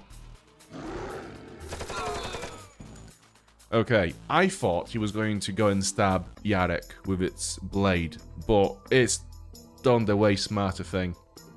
I didn't even notice that I've just lined them up too for this attack. Oh well. I'm going to move... yeah, I'm going to move Cole this way and set the Sphinx on fire.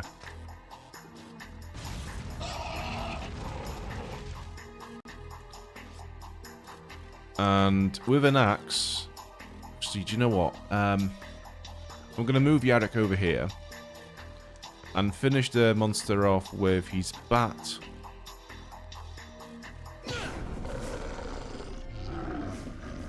Good. Accuracy +3 and luck +2. Thank you. Very good. And now, I was hoping that maybe we would be able to get in on the Sphinx with Thierry and his axe, but we might have to rely on his rifle again. Which is fine. I think he's got enough ammo for it. And the Sphinx will now die during enemy turn from the fire. Alright, cool.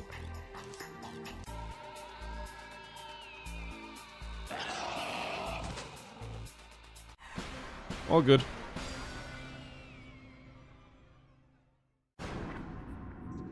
Yeah. So, checking machine.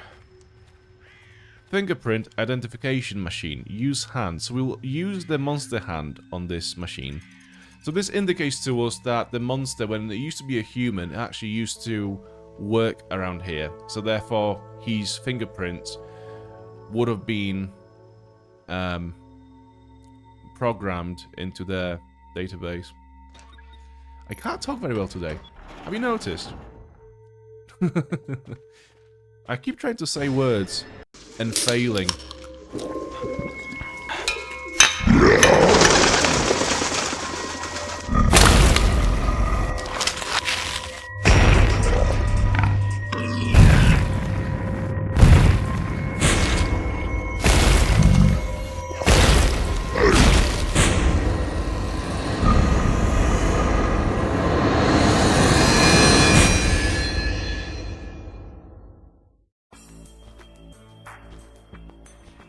I don't understand.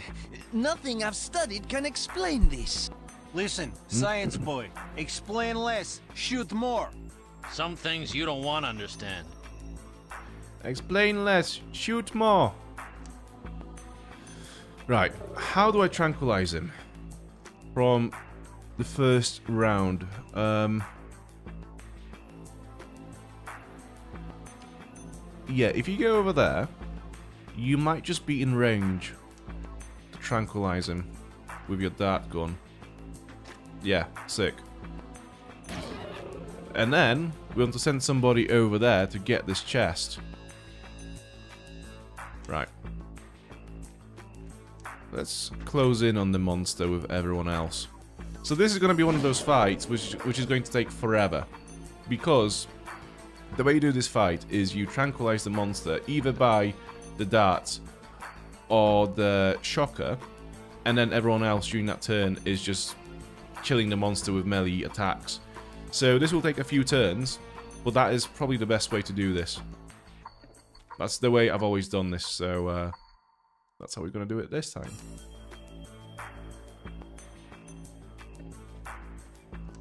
And I don't think you can set this monster on fire, but I'm not entirely sure. We'll try it, but I don't think you can. Okay, so everyone has taken a turn now. Let's go.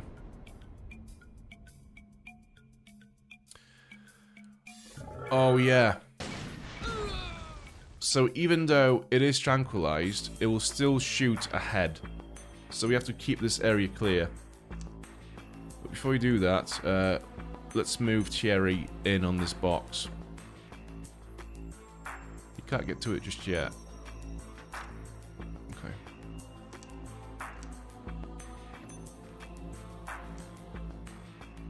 Well, and here we go.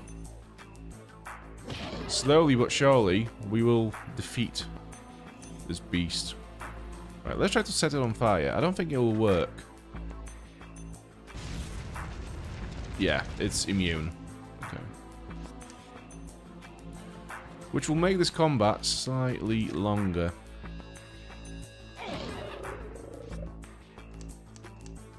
Cool.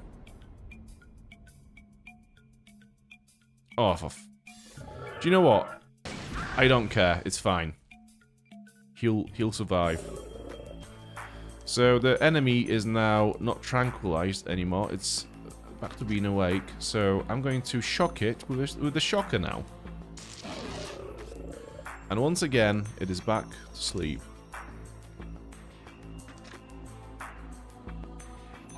And Vasily can resume with the wax.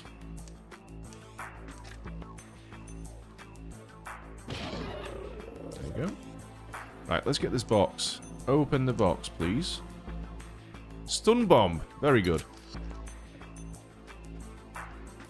And then shoot him.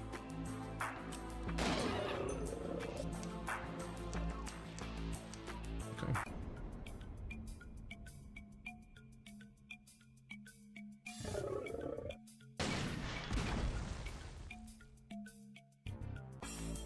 Cool. Well, Cherry's back with his axe, and as we know, this weapon does the most melee damage at the moment.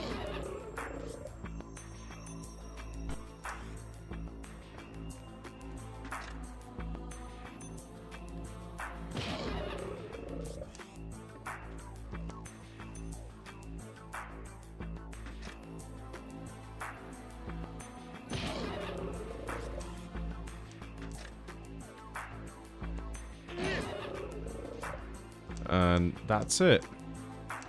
Okay. Gang up on him. This is exactly what you want to do. Yeah. Just surround him and just keep whacking him until he dies. So once again, we have to put him to sleep with a dart, because I don't think the shocker has recharged itself yet, so this is it. And back to it.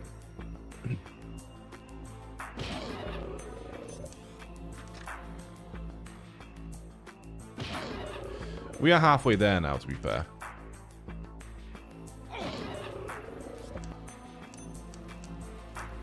There we go.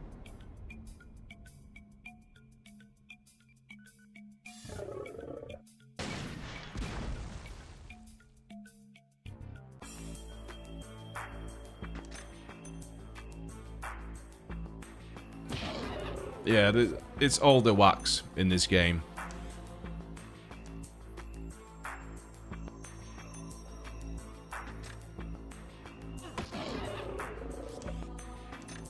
There are a few bosses like this where you basically just stun them and whack him for many, many turns until they die.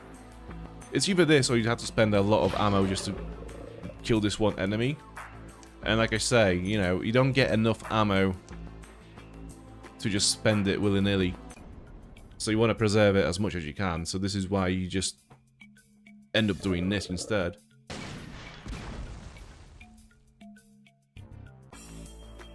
Okay, back to the shocker.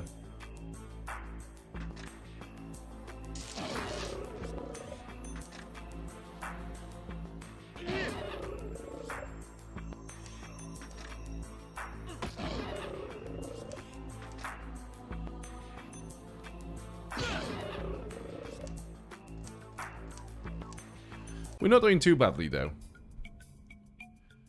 He's under 100 health now, so yeah.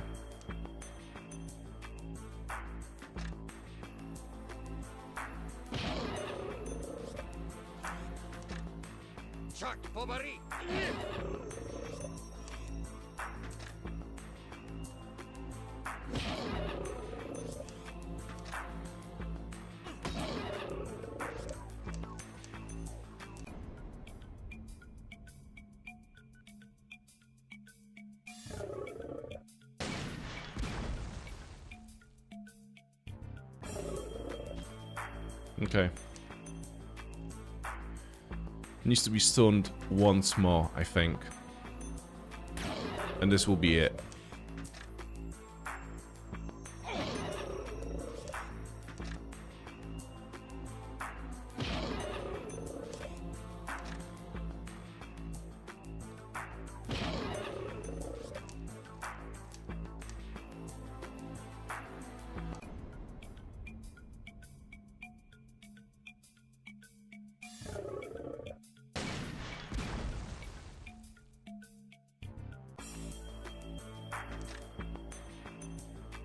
If not for the music, this would have been so much more insufferable. But because I actually like the music and just listening to it as I do these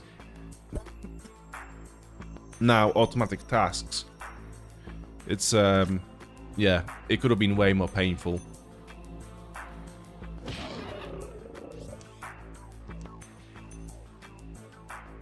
And here we go. The last whack. Okay. I want Thierry to be the luckiest man alive.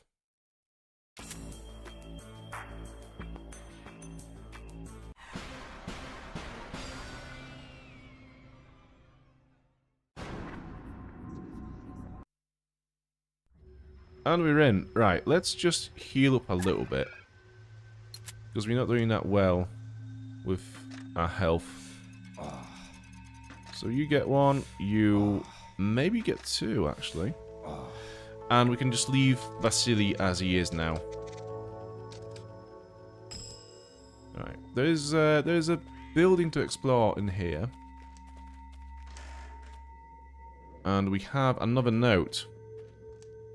Remember, not everyone is a hybrid. BT6213. And the box. A bottle of vodka, another Uzi, some Uzi ammo, and bandages. Cool. So I'm gonna give this this weapon to Thierry. And we'll split the ammo as well, so he gets 6. And bottle of vodka. Right, who do I want to give this to? I'll give it to Yarek, I think. There you go. So, vodka is actually a weapon in this game. So what you can do is you throw vodka at an enemy, and then it becomes drenched in spirit, essentially. So when you shoot that enemy after that point, it will set on fire. That's the idea behind the vodka. Alright, I'm gonna save again. So, we're about to see the one scene from this game that actually really scared me up when I was a little kid. I remember actually walking out of the room whenever me and Grandad would get to this point in the game because I was so scared of this next bit.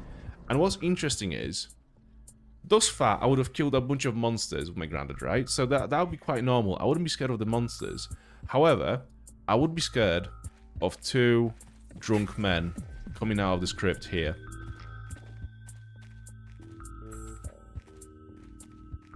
For some reason, these 2 guys really scared me. Steal from a place like this. You might not have noticed, but there is a bit of odd stuff going on here. How did you manage to get into the city? Money opens all doors, friend. Or don't you know? We can share some with you if you want. Drop that stuff now. You might want to worry. I would honestly money just and run more out of the about room survival. with these 2 on the screen.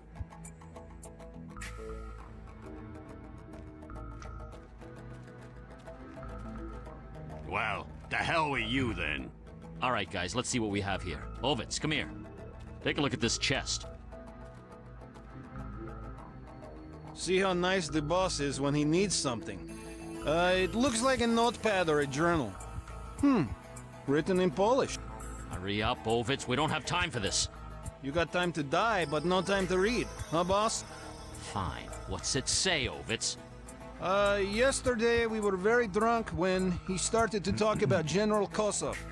I said that I knew that Kosov must have the Holy Grail in the lab from the way that he guards it. I should not have said this. Kosov walked by, and he did not think it was funny. So now, I'm really scared. What the hell's going to happen to me? Holy Grail. That's a funny way to put it. It must be a metaphor.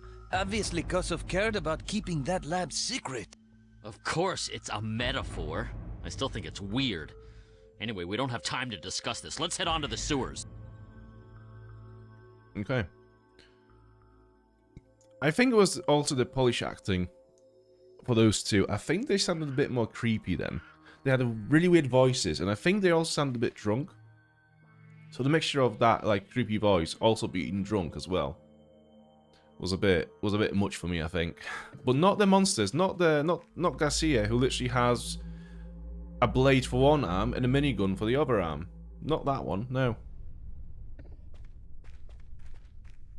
Okay, I think there is a chest around here. I don't think there's anything inside this crypt. There is a chest somewhere. Also, before we go on, diary, handwritten diary. Okay, so we don't actually get any more info on that. Okay. Where's the box? So we have 3 more grenades, 2 Molotovs, and rifle ammo, which is a good find. So let's distribute. We'll give those 2 to Yarek. Actually, no, we'll give him 1. He has 2 grenades. He has 1 grenade, so we'll give 2 grenades to Thierry. And we're about equal on that one. So he's got 10, he's got 10, he's got 15. So we'll give 2 to Yarek. And 2 to Thierry. And other than that, we are pretty solid. So let's save the game again. Because following this next fight, we will not be able to come back here. So we have cleared this the dock area now. And we are moving on to the next stage of the game. In the sewers. The sewers are close. Look for the big valve. Those people, I hope they are down there. Up here is only death. I couldn't protect the others. I'm sorry, but I go. Protect who? What do you mean? Look, hold on. You know this place. You do this yourself. I must go. I must go. Stop! Dabrowski! Let him go, boss. That one has demons in his head. Oui, he may be psychotic, sir. Poor bastard. I guess leaving us wasn't such a great idea.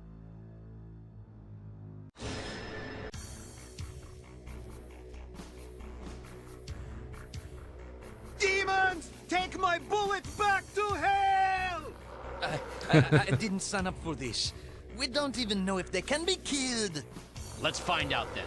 We're finding Group 1 dead or alive. We know they can be killed. We've killed a bunch of them by now. Anyways, we do have a Molotov, so we can just set those 2 on fire. It'll be grand. Look. Just need to get a bit closer. That's all. Alright, let's do a major whack.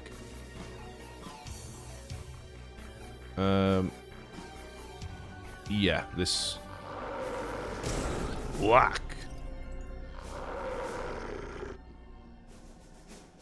Yeah, so he just left like that. So, the reason why I didn't give him any items to hold, any weapons other than the knives, which is fine, whatever, I don't really use them ever. So he didn't get any actual weapons or healing items because I knew that he was going to take off. But the first time I played this game, I remember that me and my granddad gave him a bunch of weapons and healing items, and then he just like took off with like one of the rifles or something, and we were just like, oh my god, what now? But yeah, he's gone. He's gone. He's not gonna come back. Right. Yeah, he's gonna take a hit. Who do we have over here? So we have a chest. So we have a couple of chests in this arena that we want to open before the combat ends, or we will lose them. But also, we do want to get these enemies first, as much as we can. So first of all, let's just throw some vodka at the Hornet. So he's flammable now, so what we will do next is we'll get Thierry to come down here. Ideally not within reach of the monster, and then shoot it to set it on fire.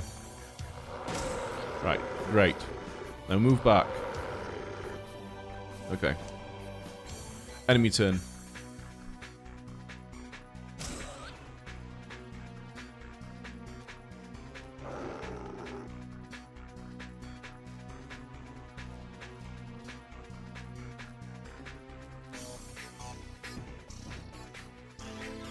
Damn.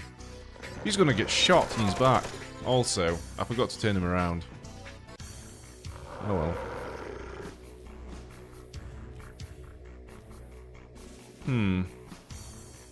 Sadly, they're not within range. They're not within close range of each other, so I can't throw a grenade at them. But I can take out this Hornet. Brilliant. Are we safe there? No, we're not. Let's move you over there. out of range of this Garcia over there. Yeah, I think we'll clear the Garcias first, and then go for the chests. That sounds like an idea.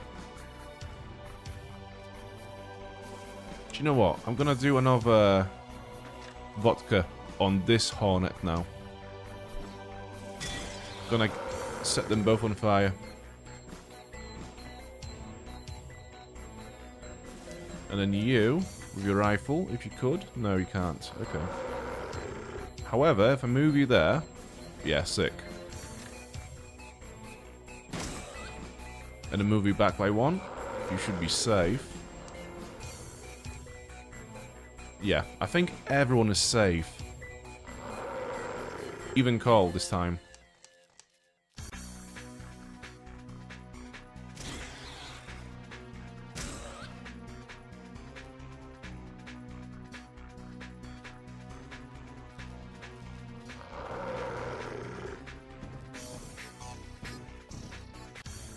Okay.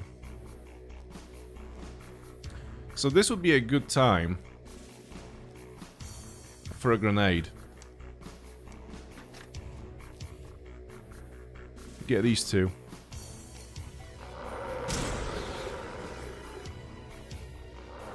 Right, and move him over there because I'm gonna move Yarek to this chest next. And then you, if you shoot him once, just to make sure that he dies, during the next enemy turn, that'll be grand. Alright, cool. I'll just do that, it's fine. And, if I move you over there, you should be safe from this Garcia. Yeah. I'm gonna move you in on this guy. Let's hope that we can actually do 8 points of damage this turn. 9. Good. Okay. So this Hornet and this Garcia should die now.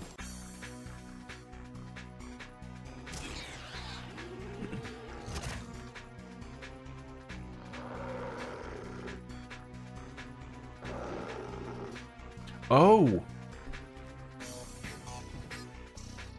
I thought he was going to take 10 points of damage. Well, okay.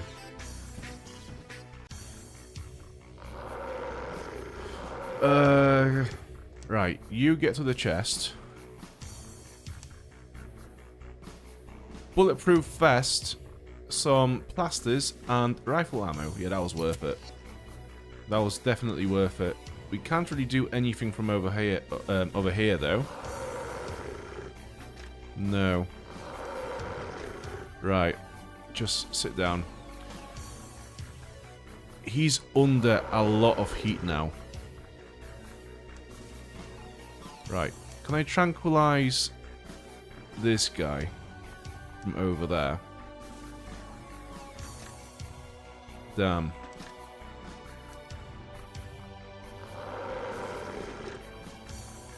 I could use the grenade, but it's a bit of a waste. But I think... yeah, I need to tranquilize this Garcia so that I can move Cole behind him and heal up a little bit. Yeah. So after the battle, those boxes are gone. Yeah. Sometimes, like, if you see a box in the combat sequence, that means it will not reappear in the exploration sequence.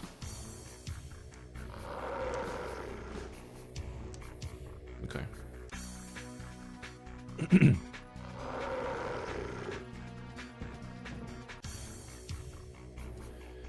I do need to get to this box as well. I'm going to dedicate Yarek to this job.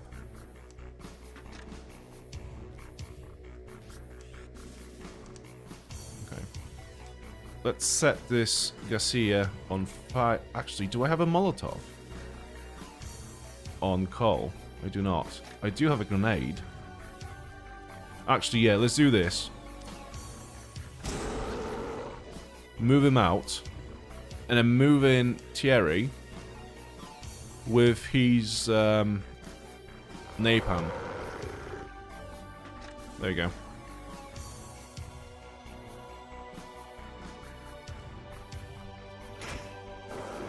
So I think the Hornet will walk into the fire. That's the plan. Okay, let's see what happens.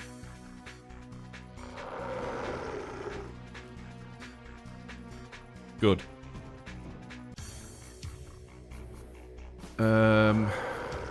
Right, you. This is fairly easy now, so all you have to do is get over here and just shoot it with your handgun.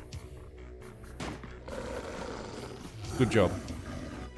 This guy is about to die. He's not about to die. However, he's not dangerous enough for us to really concern ourselves with it. So, let's just move our troops away and buy some time for Yarek over there to get to the chest.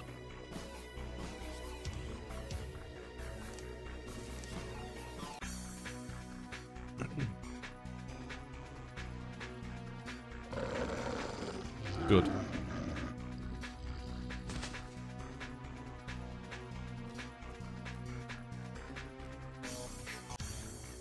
Right. Is this the turn? It's not quite the turn.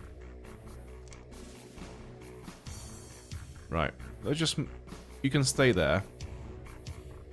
You move back a little bit.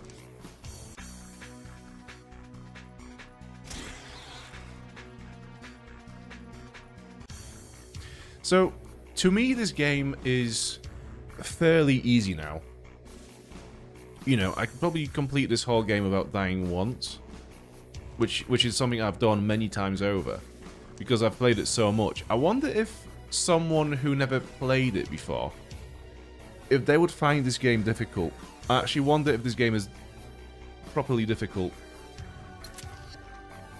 It must be. If you don't know what the weapons do, then I'm pretty sure it must be fairly difficult.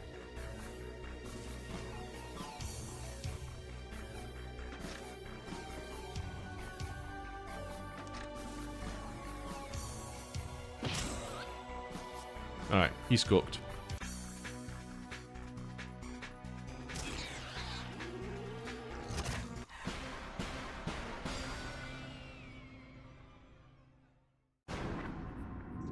Let's go.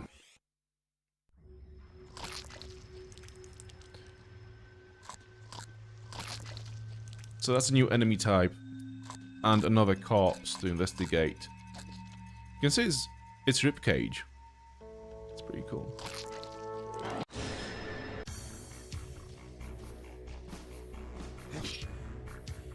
So we are in the sewers now. And we are not going back up. This is it now. So if we've missed any chests up in the dock area, they're gone now. We can't get them anymore.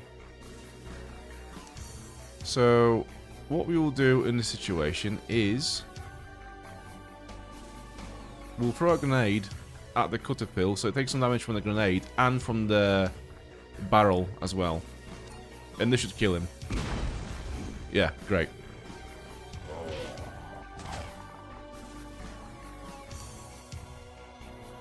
Okay, so we will not be reached. I wonder if I can set them to sleep, though. I'm not going to do it now. But I'll just stand there. Right. Let's move you over here. You should be outside of its reach. And now we will get a shotgun out, shoot it for 19 points of damage. That's really good.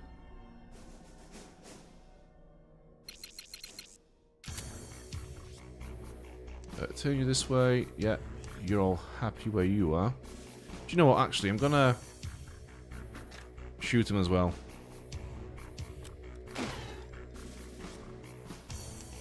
Right, cool.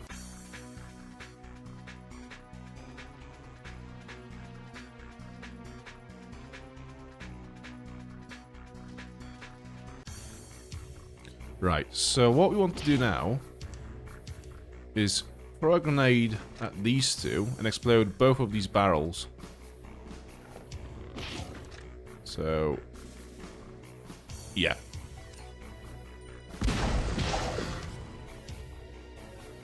Right, so there's no way that Yarek is not going to take any damage this turn. But at least we can take out this Caterpillar over there.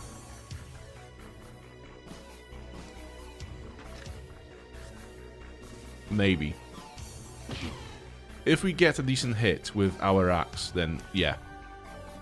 If not, then we are kind of screwed.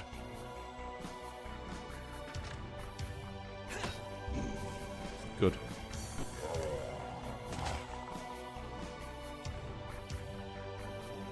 I can't really get him away from both of them, but I can move him away from at least one of them, so let's go this way.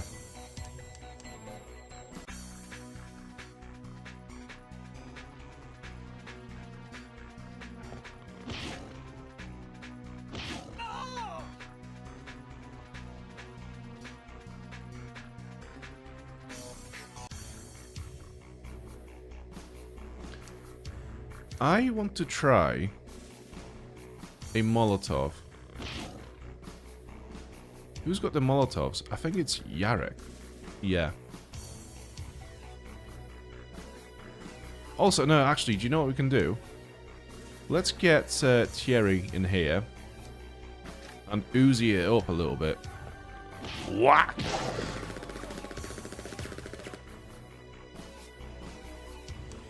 So in theory, we could potentially kill both of them. I'm not going to risk it with melee weapons. I will try to do it with a Molotov. Okay, good. In fairness, a grenade probably would have done better because we've wasted a lot of flame damage. But it's fine. It's Sashman. I wonder if... Wait. The body is still warm. He must have died just minutes ago. Let's hurry. McFadden may still be alive. Okay. So that's another member of the first team that was sent here to investigate. Stun bomb, another vest, and some painkillers. Right. So we have a bulletproof vest, and that is a better armor than what he's got at the moment. So because he's got the least health, we'll give him this vest here. And the two of these guys, the two of them, and put these on. Okay. So yeah, I'm happy with how the stun grenades are distributed at the moment. But I do want Yarek to have at least one grenade, just in case. And I think Yarek has a silly amount of rifle ammo, so we'll give them out to these guys. So he's got 9, he's got 12. Let's give 4, so that's 13. Let's give him 2 more. 2 more, so that's 14, 15, 16. Yeah, that'll do. Save the game. Let's go. Let's go to the sewers. And here we are. The ambient sound in this sewer is amazing.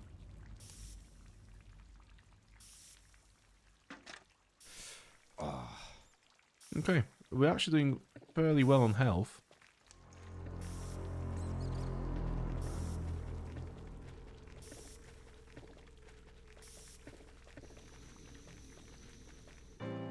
Leave? Is that you? Giancarlo? Joseph? No. You're McFadden, right? Captain Cole Sullivan here. NATO Command. We're here to get you out.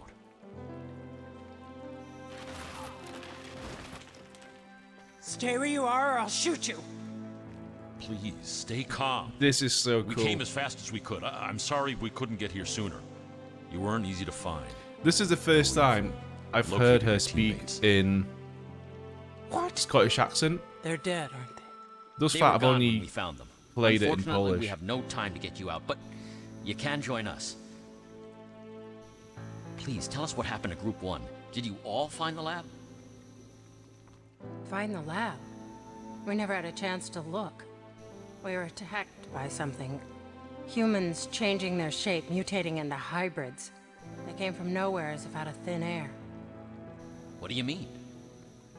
They just came at us without warning. We managed to hide here, but there's no way out. Well, there is, but it's blocked. We radioed for evac and waited near the port, but it just got too hairy, so we fell back here again. Then Giancarlo and Leaf decided to go and meet the reinforcements, but they didn't come back. After a while, Joseph went up to see what was going on. I knew they're dead, killed by those things. Odd. The General mentioned no radio transmissions. Well, call yourself lucky. We'd better move. I need to inform HQ about your survival. We'll protect you from here. Protect me? I don't think so. But if you insist, let's go.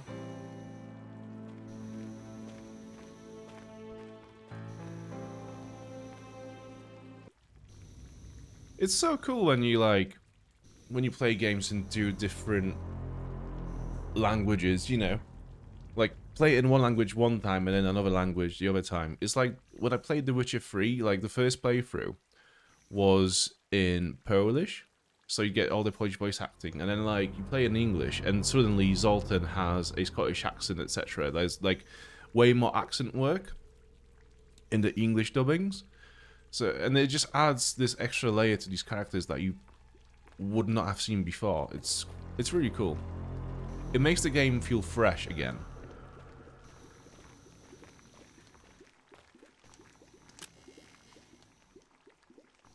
Nice. So we have some more darts. The cherry. I think we're all doing quite well on the pistol ammo, so, do you know what? Give him 4. Give him 4, and I think everyone should have 14 bullets now. Yeah. And then she has 12 bullets, the pistol. And she has a special skill which adds plus 15% to any healing. So that's cool. Okay. She has very little health though. She's got 90 health. So what I might do is actually I'll give her the vest and put this on. Yeah. I think this is gonna do quite well. Another box.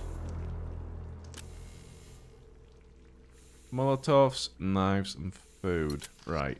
We want to distribute the Actually, do you know what? I want her to have the Molotovs, just so she's a bit more useful in combat. She can be the fire starter.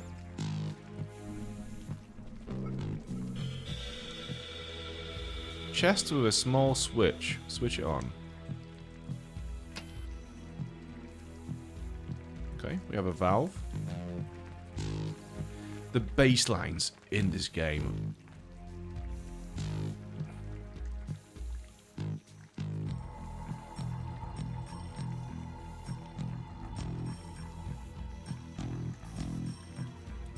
It's so good.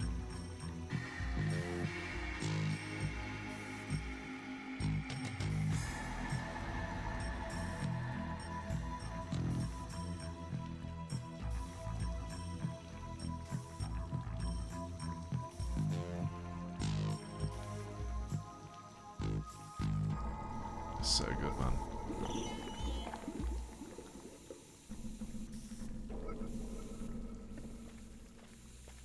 Okay, I'm gonna save the game. And old rusty valve. Turn on. Okay, there we go. Let's go. What are those things? Everyone stay calm. Panic will kill us all. I don't want to die. I don't want to die. I don't want to die. I don't want to die. Quiet. Quiet now. Keep your heads, everyone. Watch your fire. Bad enough if they kill us. I don't want a bullet in someone. Okay, so McFadden is going to set this guy on fire and then leave some fire on the ground so that all the other enemies that will get in the fire will also set themselves on fire and then die. Slow and painful deaths.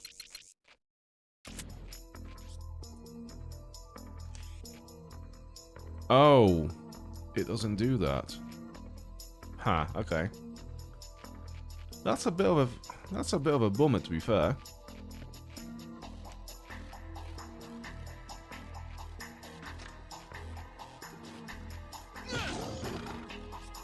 Right, let's move back. I'm not sure if we have it within reach for this hound, but we'll see. Right, what can we do over here? So we have another fang. We don't want to get too close to him just yet because he does have ranged attacks. So by the time we get to him, he would have put a missile in a head. So I'm gonna just yeah, end the turn here, I think.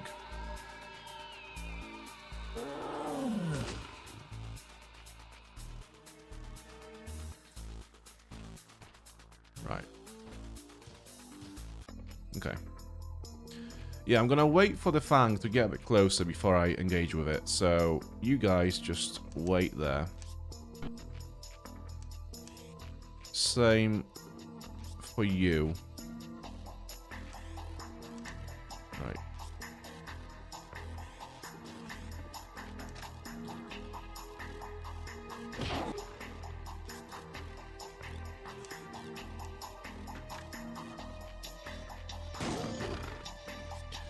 And, oh, I was gonna shield her from damage since she has so little health, but it's a bit too late for that now.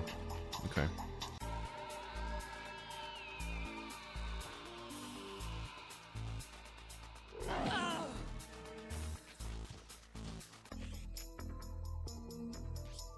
Okay. Let's throw a knife at this hound. Brilliant performance.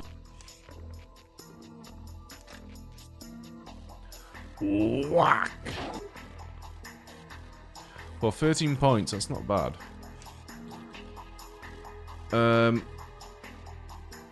Right. If I move Cole out here, and I move Cherry over here, and then stun him with a dart. Although I think it's outside of range.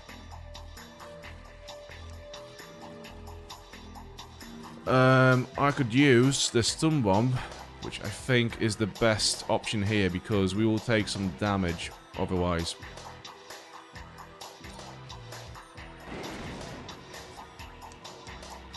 Cool.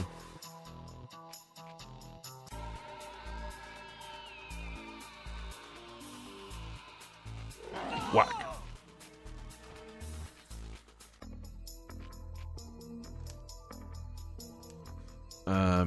Yeah, so now I'm gonna use the rifle for more damage.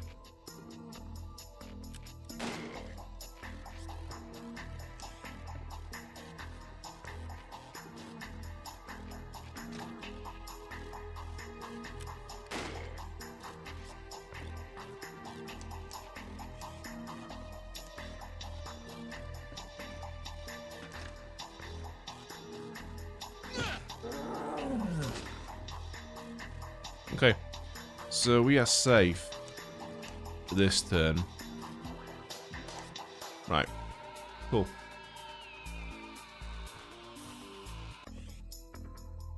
So he woke up now. I could stun him again with my shocker, but before I do that, you get in and shoot him. Because once Cole gets over here, he's not going to get back out, so yeah.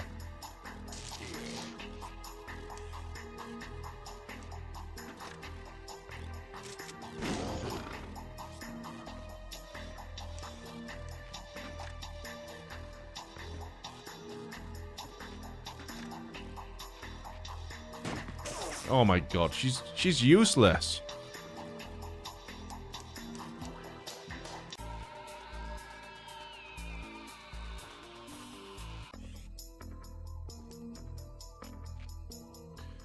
I'm not sure if the Fang can be set on fire. Oh, he can. That's cool. Okay, so he's dead now. He's cooked.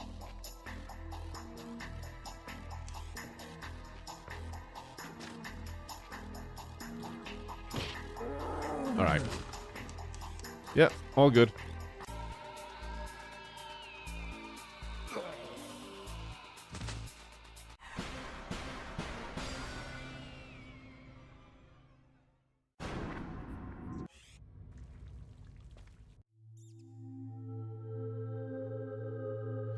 Oh, the music in the museum.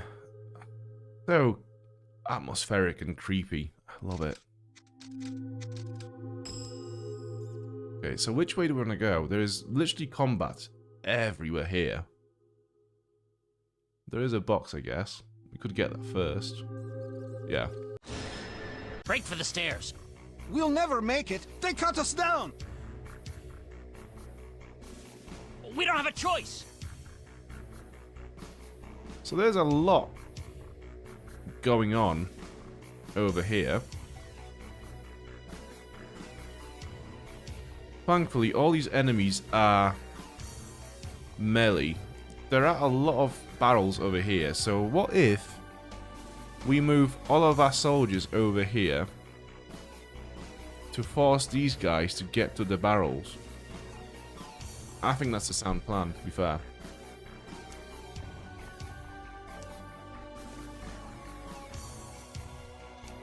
Oh, Jack is back. Hey, mate. You all good? I hope that the complications are not complicated anymore.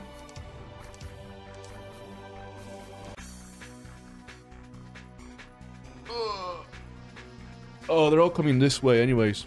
Right. No barrels for us again. That's all good. We have a lot of fire that we can use against them, so that's all good. Yeah, I'm not gonna engage in combat just yet. I'm gonna just wait for them to arrive a bit closer. And then we'll treat them to some fire, I think. Everyone just sit down and wait.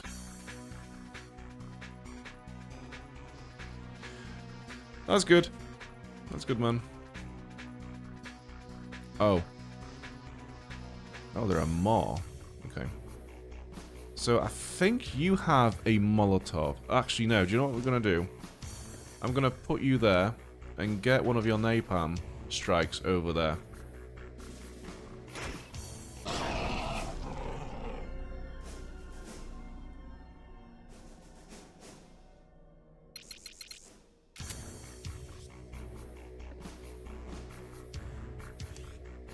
Do I have any grenades? I do. It's a bit of a waste because the Sphinx will die anyways. So if I just get the Sinner with a shotgun, that will do. It's a shame because I can't actually see what's going on because of the statue. I think it blocks a lot of the weapons. Like, I should be able to shoot him from over here, but the statue blocks the range.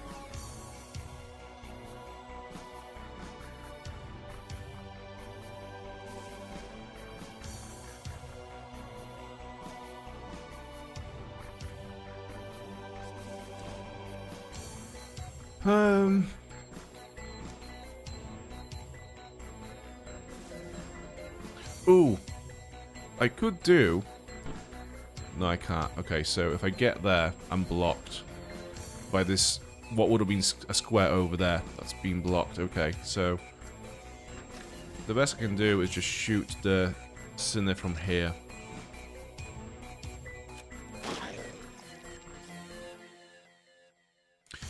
Yeah, so Jack, the old man has run away and left us, and then soon after we have found this lady over here, who's a medic, And she's a member of the first team of soldiers that was sent here to investigate what has happened. And she has a special ability which grants another 15% of any healing done if she does the healing because of her medical trait.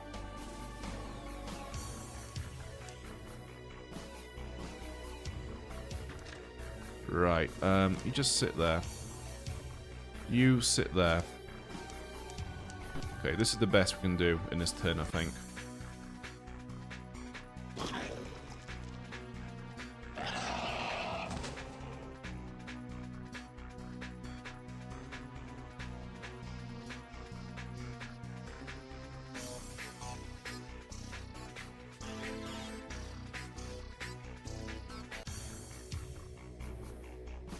Yeah, so now that there are more enemies in the combat, pay attention to the music and you'll see that the music slightly changes every turn to make it a bit more stressful as the game goes on. So he will die. He not so much, but we can change that.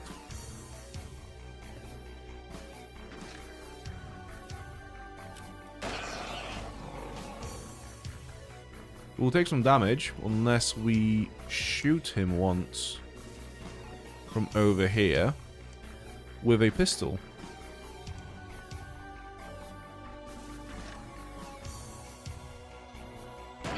Alright, cool. He'll die as well. Yeah, so we either wait for the fire to die out now and we go down this way, or we wait for the enemies to come through this. No, okay, so this is blocked. They will not come this way. Right. So we have to wait for the fire to die out and then just move on to the west of the map.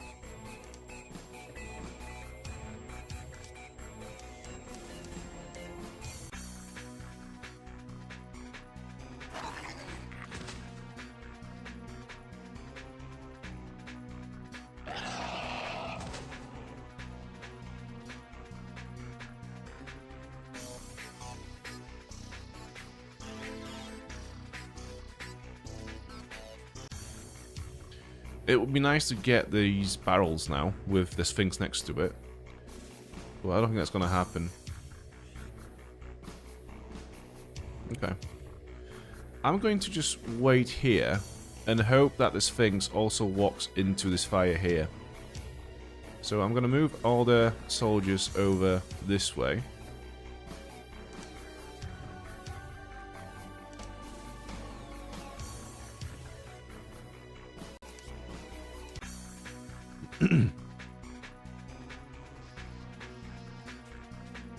Good. Idiot Sphinx.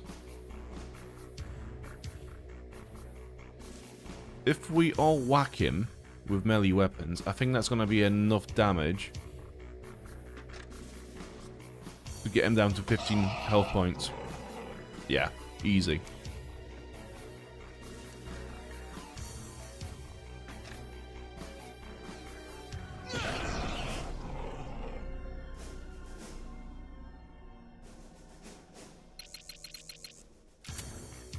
So we know for sure that this Sphinx is going to die now because of the fire damage that will come during the enemy turn. So we can just kind of ignore it. Yeah, there are still 3 enemies over there.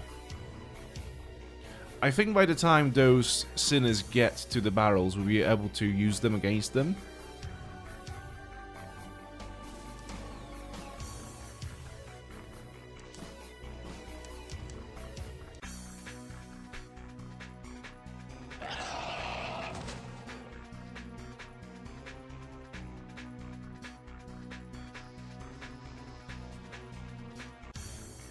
Cool.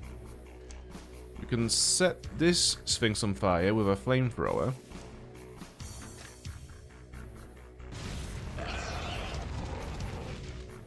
And then again, melee weapons, get him down to 15. Should be easy enough. In the meantime, the Sinner is making his way towards those barrels, which is great. This one is just kind of chilling there. So we'll have to get down to him at some point. Okay.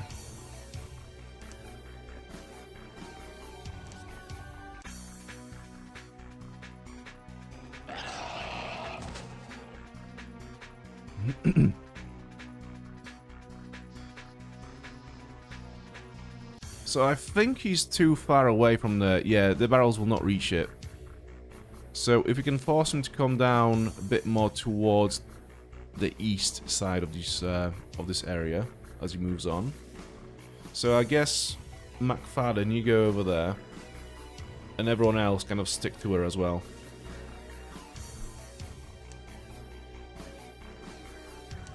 Yeah, this should do it. I'm just trying to force the AI to go towards my soldiers so that it will land on one of these squares. Or it can be annoying and end up going here. We'll see. Brilliant.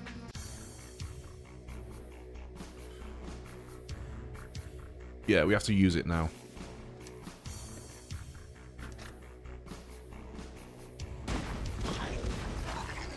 Cool. Now you get out of the way because you are actually quite useless in combat. We'll just let these guys deal with this guy down here.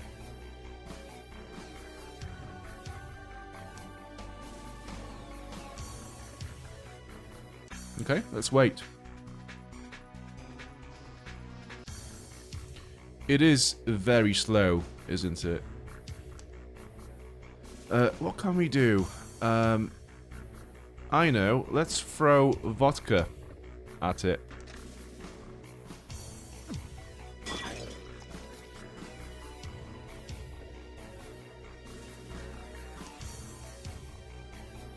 And you snipe it from over here. Okay, it's blocked by Yarek. He's not going to get to it. Unless we move you over there. But that will put you at risk. Yeah, I'd have to move you over there, and that's not going to happen. Unless...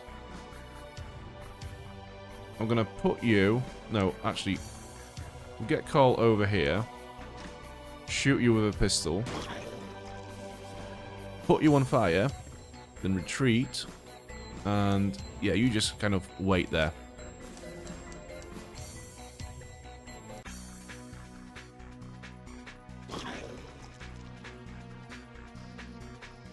Right. Just how much damage can I deal to this guy?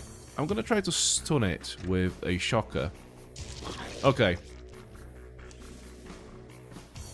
So we are safe to just bash him around a little bit.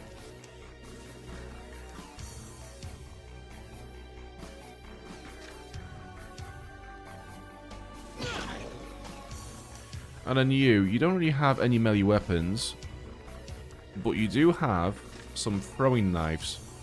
Actually, yeah, do you know what? Go for it. See what happens. Very good. It would have died anyway from the fire.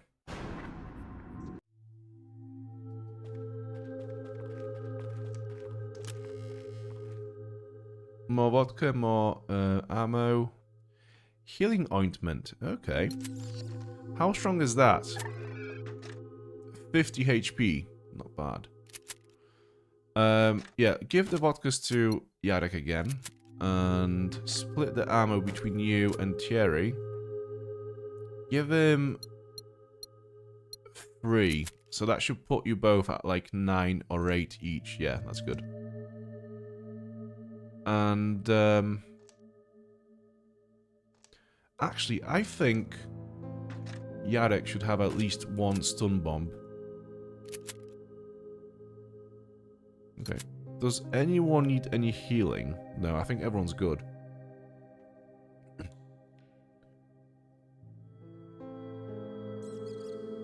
Oh yeah, so Jack literally left just as we met the old man. Yeah, so the old man joined us for a bit in the docks, and then before we got to the sewers, which led us to this area here, he just ran off.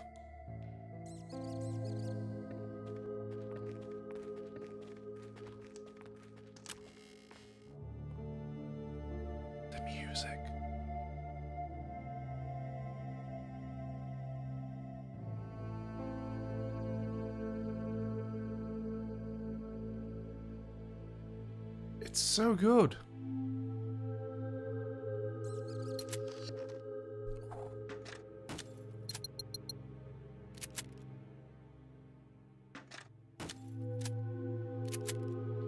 Right, so he's got 36 rifle ammo. He's got 16, he's got 12. I'm gonna give you 8. Actually, no, I'm gonna give you 10. So that's 22.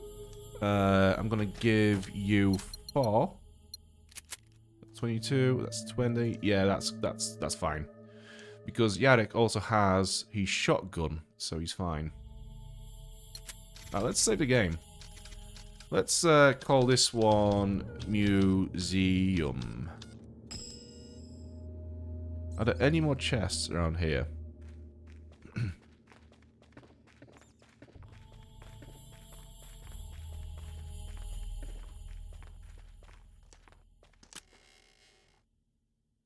Molotovs, grenades, food, painkillers.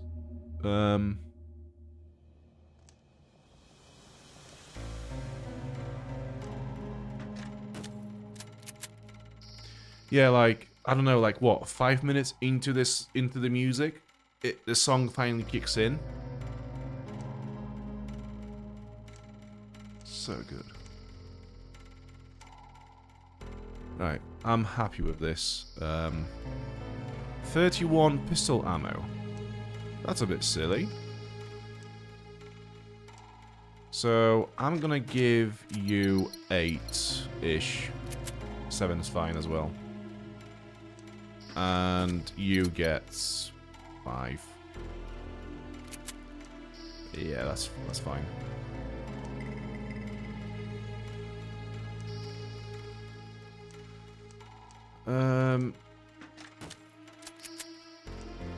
Yeah, alright, that'll do.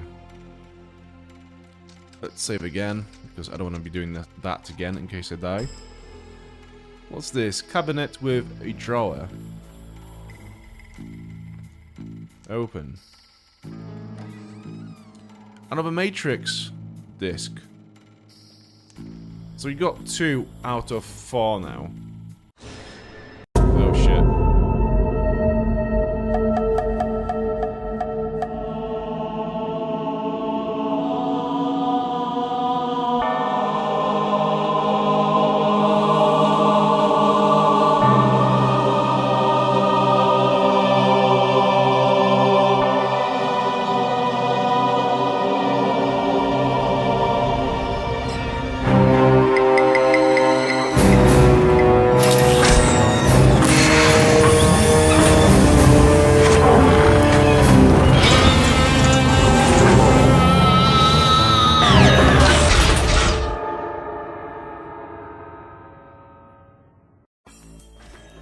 We've just met Oliver's dad. Oh no. What did I do? I gamble a little. But this? We're all gonna die. We're all going to die. Keep your head, and you'll be fine. Come on. You're a scientist, man. I gamble a little. Yeah, so as I said, this is Oliver's dad, the fat man on all 4s, but in this instance, it's all 6. It's a little bonus. It's a little Gorky 17 special. Right, everyone, just move in, please.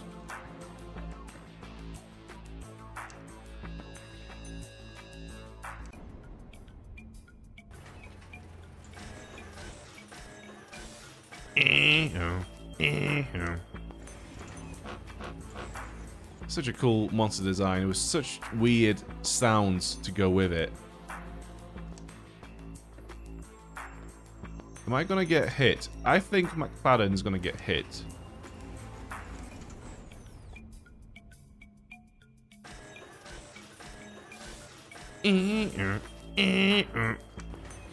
Right. Do I have anything to stun him with? No, but I do have a Molotov, so I could potentially set him on fire. What's the range on that? So 1, 2, 3. So I need to get to this square. Although that... Right, do I have any stun bombs on Yarek? Yes, I do. Right, so the plan is we'll get in range of the Fat Man with McFadden. And then we'll do the same with Yarek, but we'll throw the stun bomb. Right, so it does set on fire. Sick. And now the stun. Good.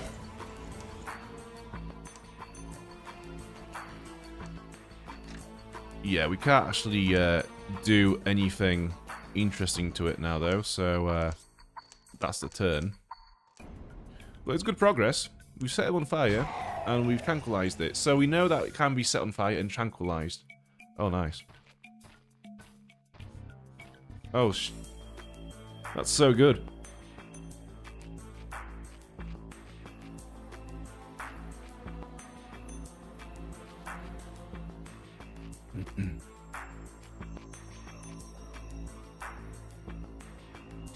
Oh, so you bought all the new New Vegas DLCs now, have you? What's the next one you're gonna play? Because we're gonna start Honest Heart on Monday, tomorrow. Right, how do I deal with these guys now? So if I move in with his rifle onto the Fat Man, and then, what shall I do over here? It's not like I can set all of them on fire somehow.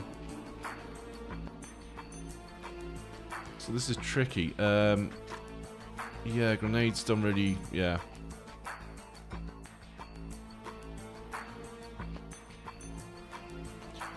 I think genuinely, in this situation, all it is just doing as much damage as we can and then tanking whatever comes next. 27 points of damage, that's really good. Yeah, I don't know. I'm gonna take a move. I'm gonna make a move with Cole first. Try to finish off this little hound over here. And then decide what we do with McFadden after this. Right, so it survived. So we'll finish him off with McFadden.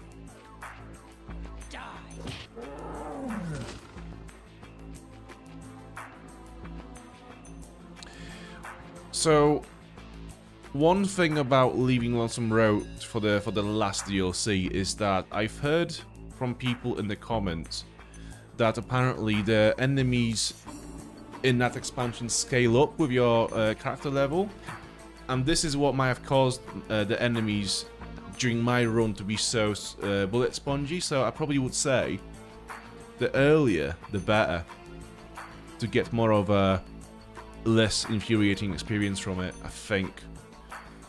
Unless the comments are wrong, but I don't know. Either way, it's yeah, it's a bit of a pain in the ass.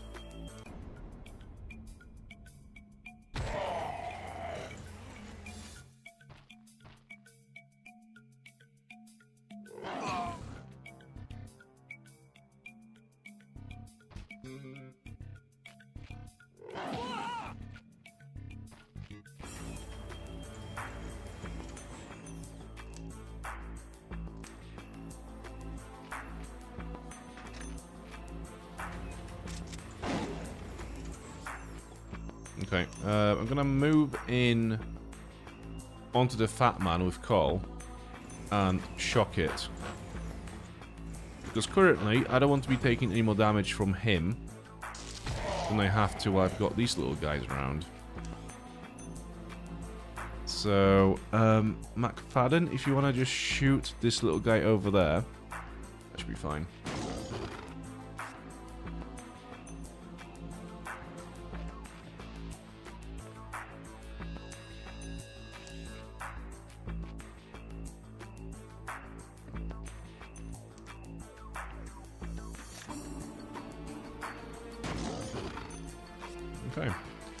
not too bad at the moment.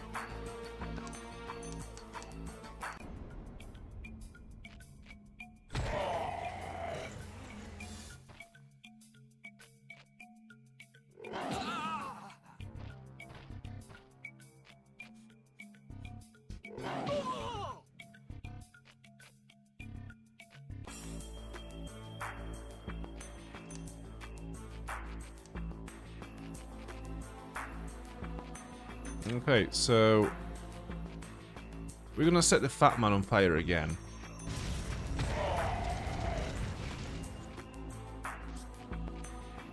And let's see if we can finish those little guys off with the rest of the soldiers in the meantime. So the bat.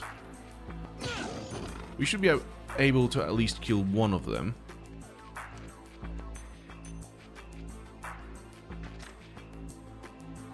Whack!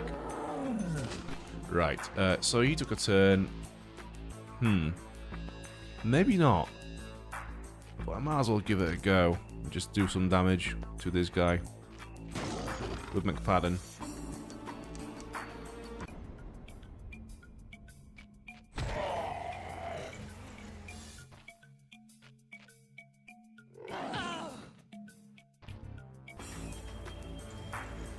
Hoink, hoink, hoink. Right, so the shocker is not recharged yet, but we do have some darts still, so let's go with that.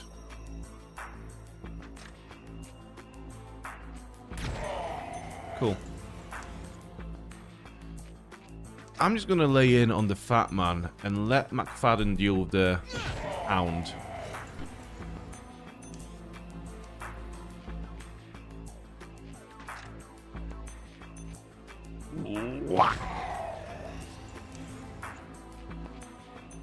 If I move her over here, we'll avoid damage. Okay.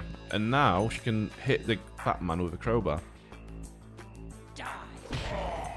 For 6 points of damage. Wow, okay.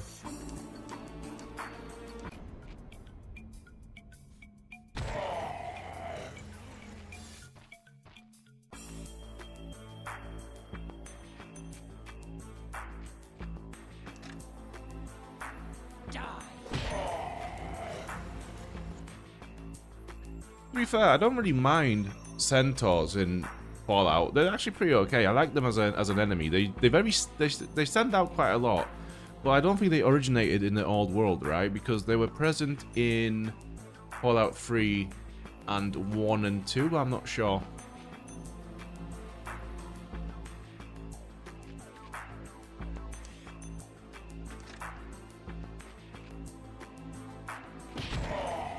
But yeah, Cazadors and... I mean, Cazadors are annoying. Deathclaws are just difficult. I wouldn't say they're annoying, they're just difficult. And rightly so, because they are supposed to be, you know, literally Deathclaws. It comes with the name, right? Like, Deathclaws.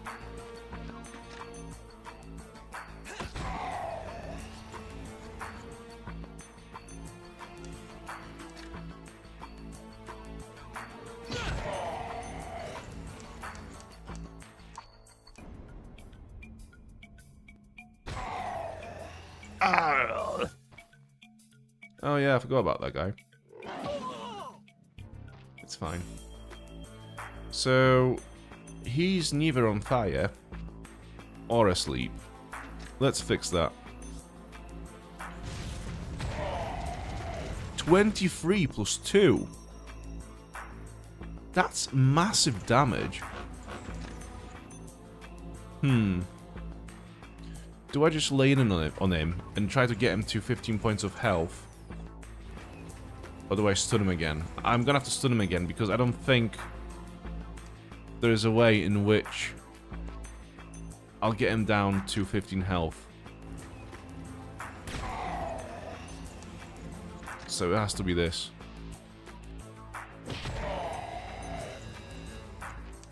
Also, this guy's just there with 12 health points. Do you know what? I'm gonna...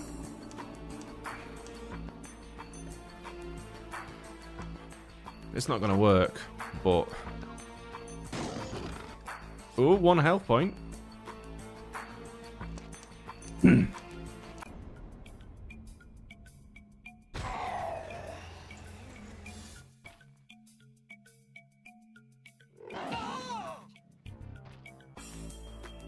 Right, just go and kill it. And you three, surely can finish him off now.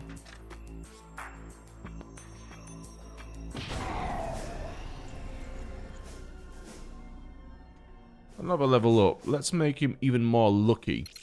I am hoping for all the crits ASAP.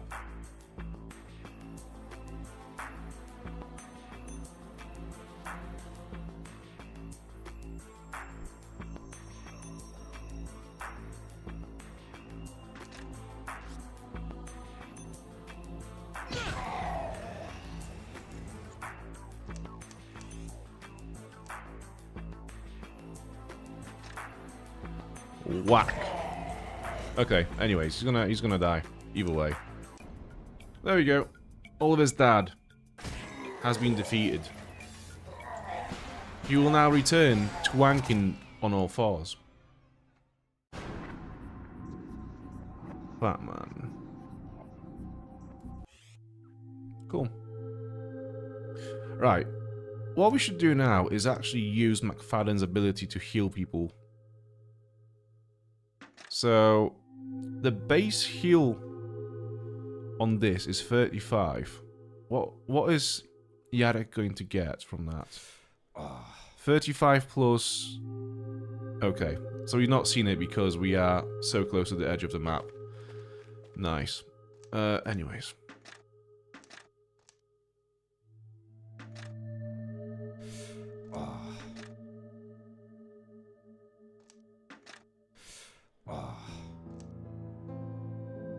Do you have any food on you? Yes. Okay, give it to Yarek. See what happens. So that's the base healing on food is 20. 20 plus 3. Cool. Let's save.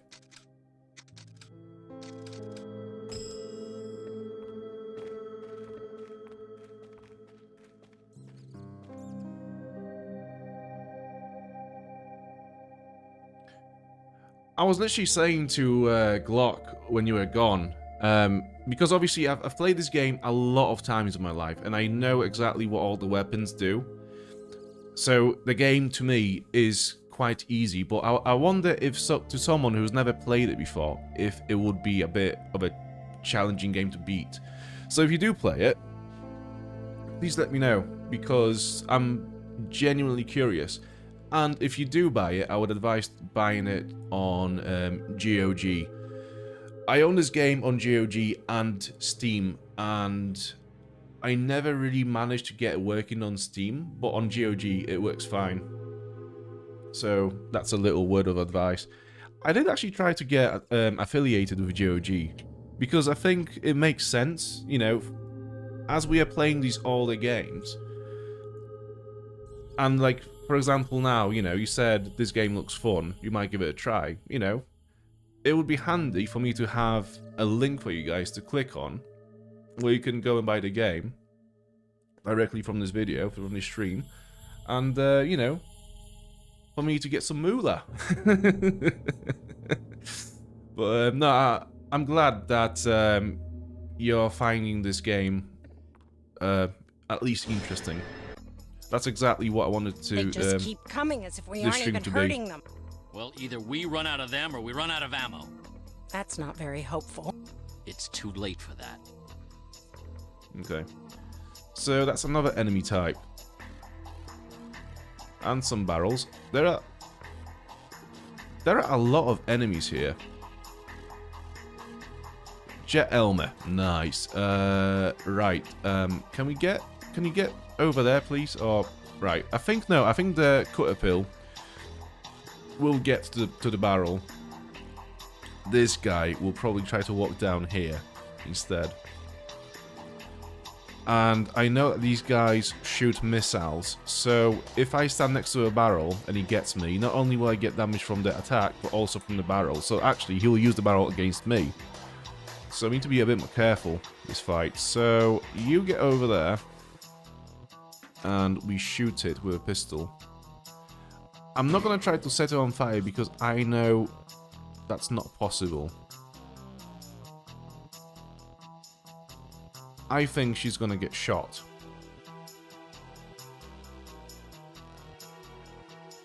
Right, I'm going to have to split the team a little bit. So you two, you get on these guys.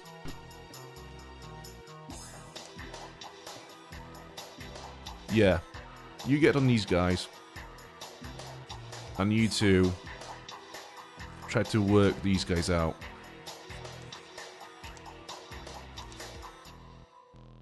So Cole's going to take some damage. But I think it's probably best that he takes it rather than her. Because he does have a lot more health.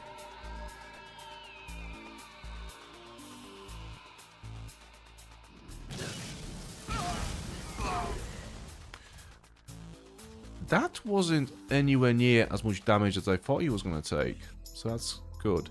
Right, so he's over there next to the barrel. I need to move her out of the way.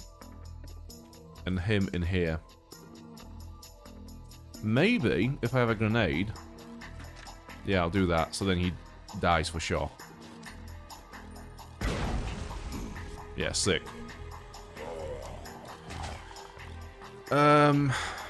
I need to split them apart. So, only one takes damage. Do you know what? I'm gonna... No, not yet, but I'm gonna use her to heal him at some point. Just gonna move you over there for now. Right, you two. What are you two gonna do? Can he be tranquilized? I'm not sure. Can he be set on fire? No, he can't. We can see the little icon under his name. The little flame. That tells us that he can't be set on fire. We could just make him run around and kill him from range as he's trying to chase after us. I think that's probably the best way to do this. Okay, yeah, so he's nearly dead. But that leaves us with that guy.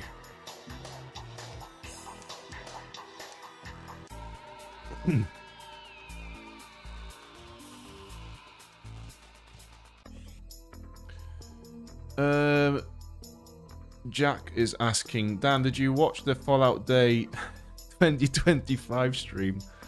Or at least heard of it? Oh, yes, I did, yeah, I did a little rant during one of the streams. I think it was before you found this channel, about the announcements of the reissue, not even reissue, the what is it? Re-release of Fallout 4 in New Vegas. I think it's quite bad. So,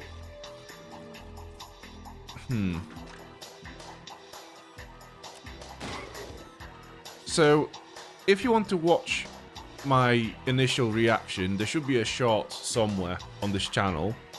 I think it's called Bethesda is Out of Touch, again, or something like this. So if you want to find that, it should be there. So, my view was...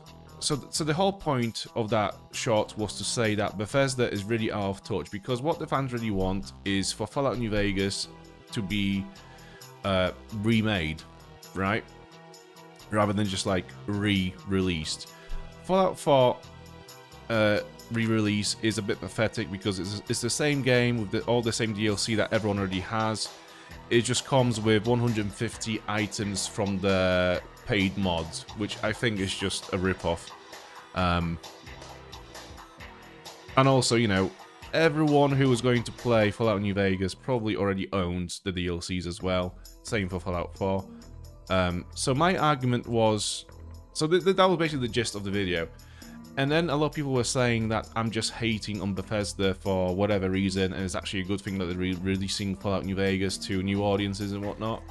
And my argument to that was, yeah, it's all good. However, if you're just going to re-release Fallout New Vegas to new audiences with the same bugs and the same issues and the same content, then it doesn't really benefit anyone, because surely we don't want new audience to play New Vegas and say, for example, get stuck in dead money like I did. You know, it's not great. So I think the best option if you want to release New Vegas again would to be literally remake it, add all the good content into the game, patch all the bugs, and update the graphics, because let's be honest, the graphics have aged quite badly since the release date.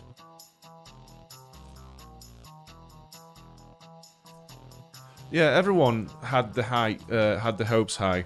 Everyone was expecting to hear some news of a remaster, but yeah, they're just doing the Bethesda thing of just making more money on the same product, like they've done with Skyrim for so many years now. It's really, I really hate being a Bethesda fan, because this shit just happens all the time with the studio.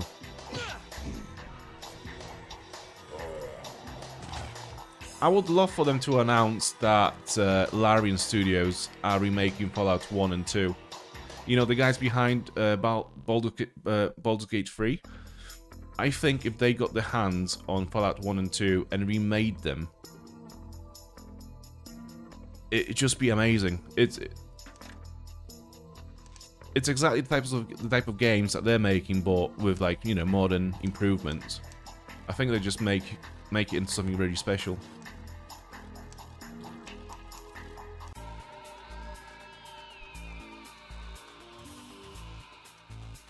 And yeah, imagine if you got New Vegas that included all of the good content.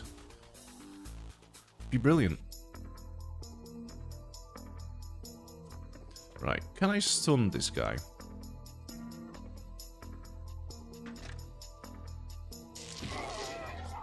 Thank God for that. Okay, you get over there and you heal Cole when you can. Now, what am I going to do with you? You're kind of there, and like, awkward.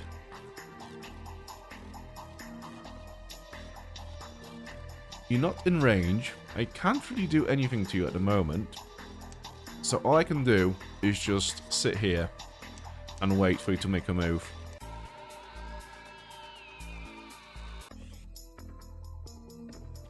Right.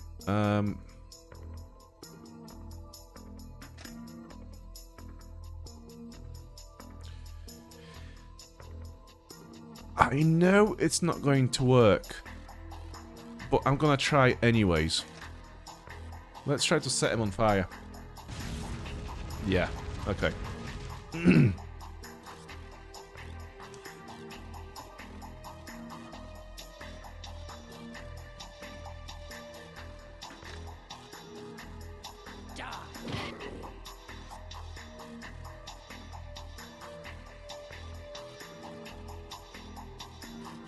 Yeah, the concept of paid mods is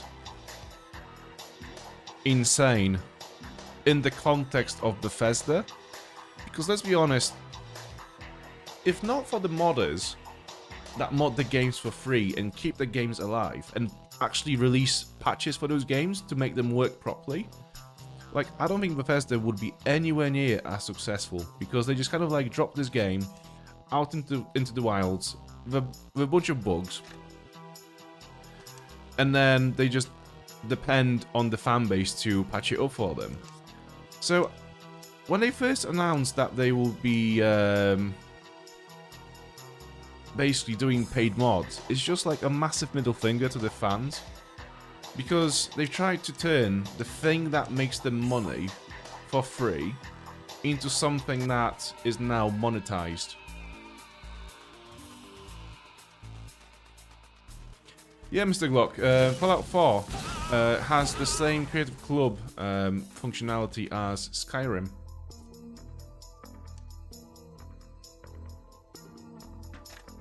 Paid mods. So, you know the Skyrim Anniversary Edition release from a few years back, like 2 or 3 years back now? It was basically the same Skyrim, but with some paid mods included.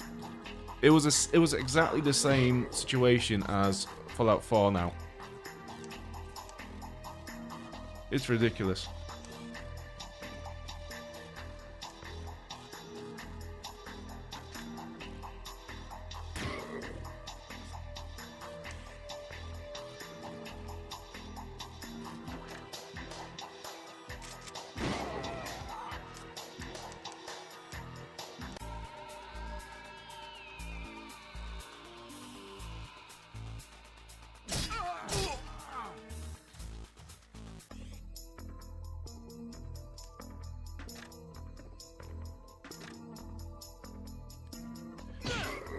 I'm going to apply a bat and an axe to your face, if you don't mind.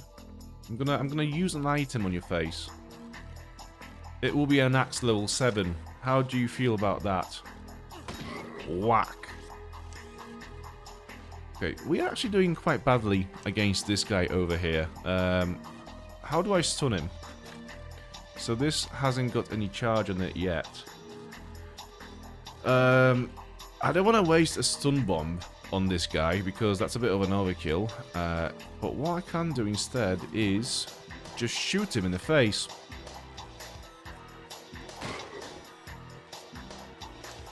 And hopefully you can also do this. Nice. 10 points. I'll take it. That's not bad for her.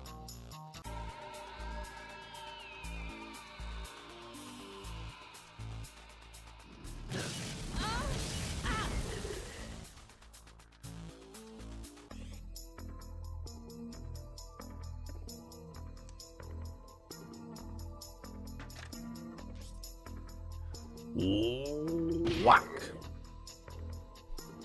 Okay. He's cooked.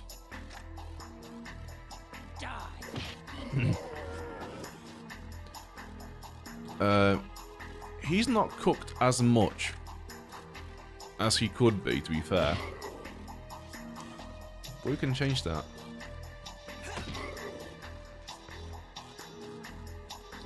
Yeah, I think a bunch of soldiers will have to get healed after this fight. We've kind of dropped the ball a little bit. It's a quite difficult fight, this one, to try to prevent any damage. Because it's such an open area. Like, over here, you've got a bunch of, like, boxes and covers and whatnot you can use. But, like, once you get out here, where those jet elmers are, it's just open areas, and they have both melee and ranged attacks. So, it's very difficult to avoid damage.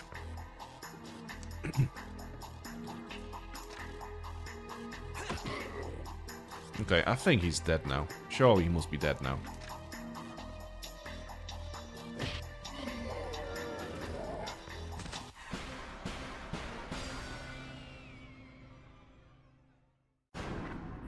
Great.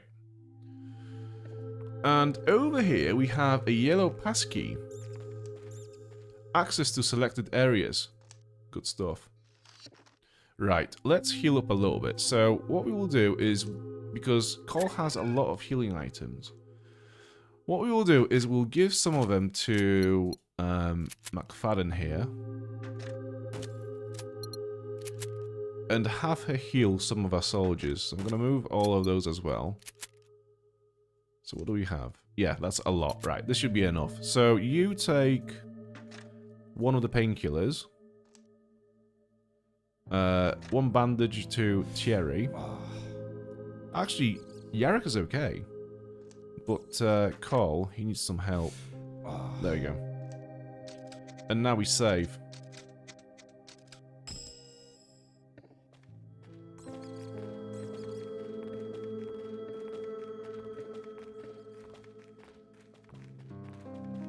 Up the stairs we go.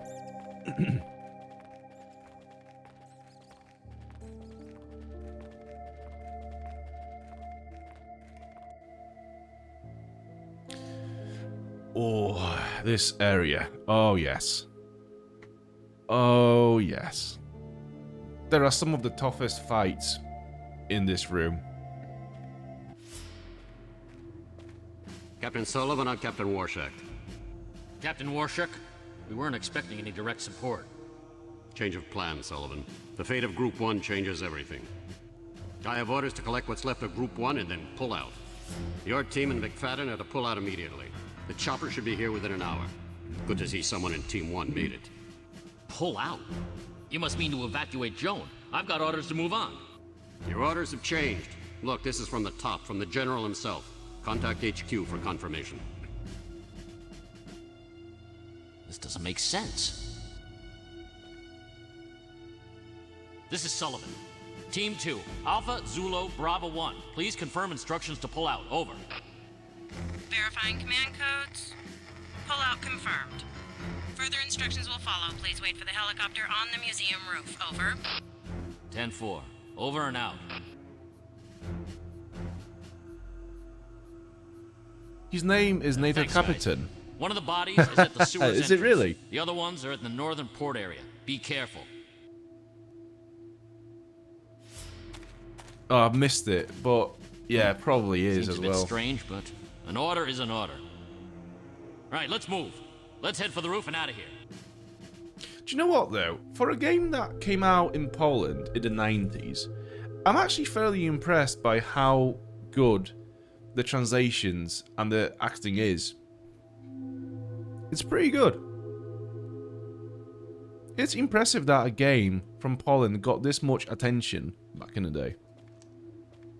Information and Security Center of the museum. Use yellow passkey. Guess what that triggers? What are they doing? Combat! They're barely interested in us. Trontine, what is this? It could be herd behavior. Maybe they want to separate one of us for fitting. Keep together then. Are you sure? Sure? I've never seen anything like this. Let me analyze then, boss. We kill them, or they kill us. Oh, we have new enemies as well in this. We have Headnail, who is a very fun guy. Right. How do we do this? So we want to stun at least 1 or 2 enemies, right? Oh, the monitors have health as well. So they'll be trying to kill that, which is not ideal. We need to protect this at all costs. Right. So... yeah, so I think what we will do first is stun this Garcia with a dart. Then we will get Yarek to come here. Throw a... oh. I'm not sure. It might have to be a Molotov. Oh, it's not going to reach either. This kind of ruins my plan. So what can I do? Pretty much nothing. Okay, so we can't do much with this guy. I think he only has melee attacks, so we are good for at least 1 turn. We can just ignore that guy for now. Can I set fire to anyone? Right, I'm gonna move you out of the way for now. Alright, the flamethrower will not reach. But, maybe... do we have any Molotovs, or... no. Right, you start trying to work on this guy. In this case, just shoot him.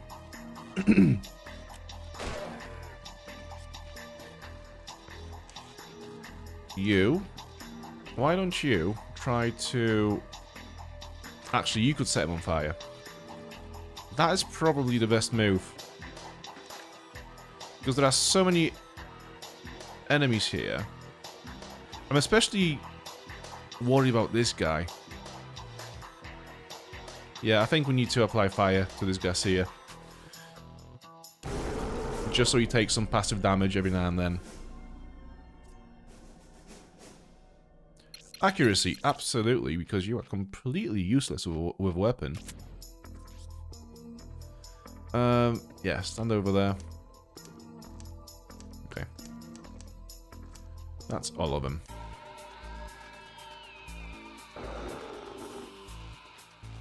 So he'll probably shoot. Yeah.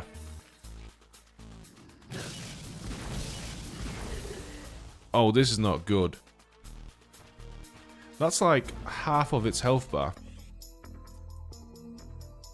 Right, we need to stun this guy as soon as. Do we have any stun grenades? No. He does. So I think we might have to...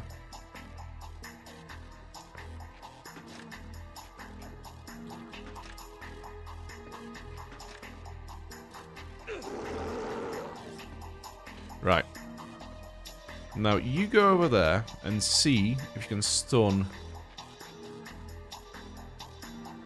him. Yes, thank God. Oh, we could have stunned both of them. Right. I'm gonna reapply the stun to this Garcia, just in case it stacks. Right, this is good.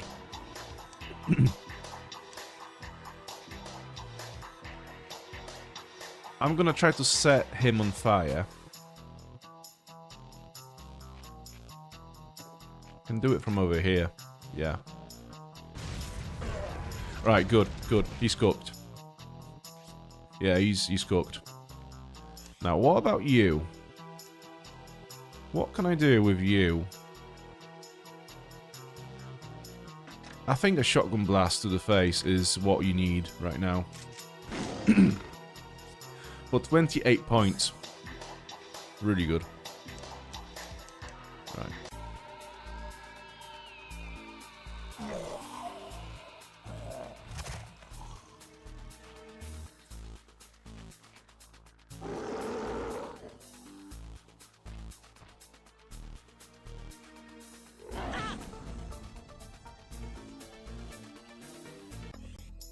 Okay.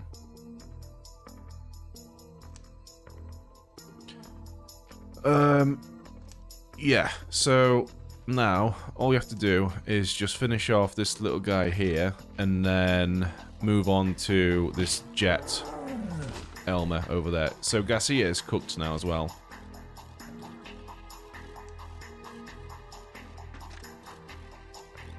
No, we want the axe.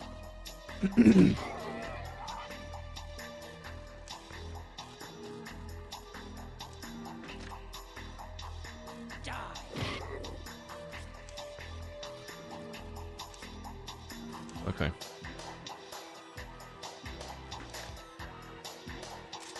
Whack.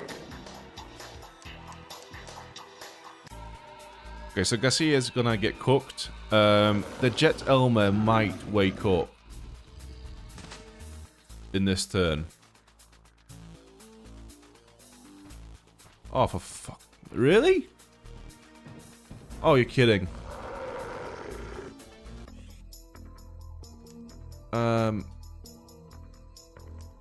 Right, I'm gonna try to shock this head nail. See if that works on them. Right, good. I'm gonna stun him again.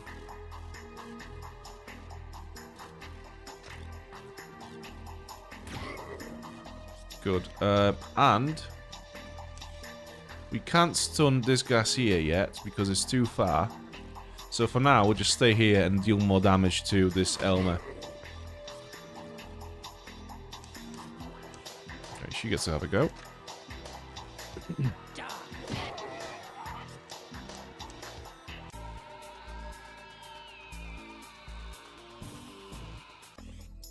Good. And I believe our flamethrower is ready to go again. Good.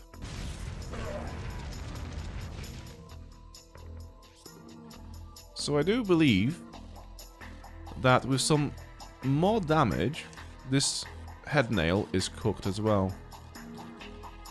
Although because he's tranquilized, I'm going to leave him there for now. And what I'll do instead is concentrate on these two. What is the range on the tranquilizer? So 1, 2, 3. If I get there, 1, 2, 3. No, that's too far. Okay, for now, we'll just stay around here and finish off the Elmer.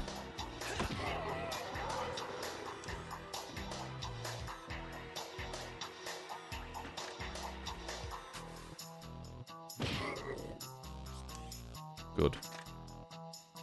Please, please. Good. Right, so you, I'm guessing that he's going to just go straight for the monitors. So, I am safe to just move in. And close the distance. Right, cool. Let's see what happens.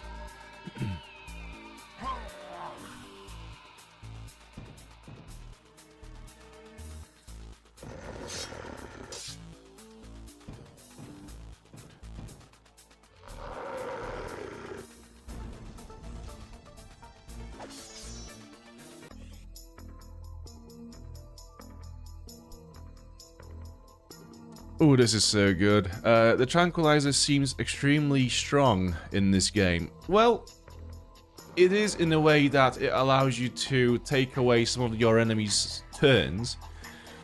But in terms of like whether it's actually powerful or not, I wouldn't say it is. I think the way in which the game just keeps throwing more enemies into the combat is a very nice balancing act of, you know, oh, you've taken turns from your enemies, well, we'll just push more enemies at you. I don't think you could probably complete a lot of the missions, like this one, for example, if you wouldn't use tranquilizers. Like, these monitors will be dead by now, if all these enemies got to have a go.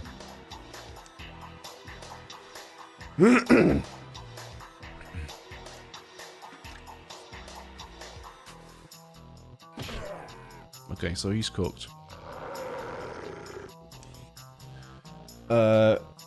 We'll tranquilize him. Jesus Christ, there's so many of them. I'm not sure if he can be tranquilized, but I'm gonna have to give it a go.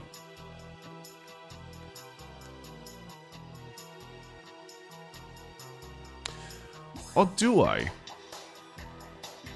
Yeah, I'm not gonna risk it.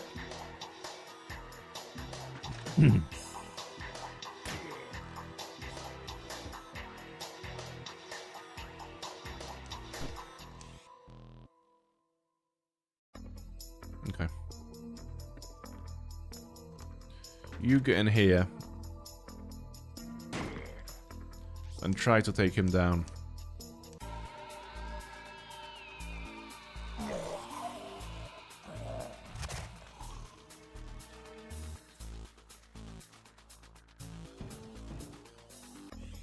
Okay.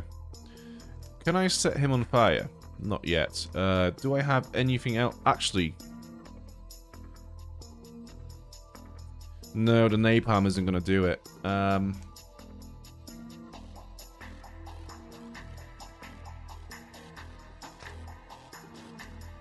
Okay. We'll just have to shoot it with a rifle.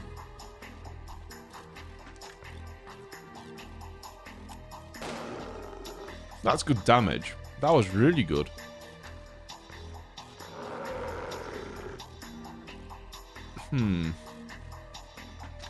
Yeah, it has to be just pure damage output.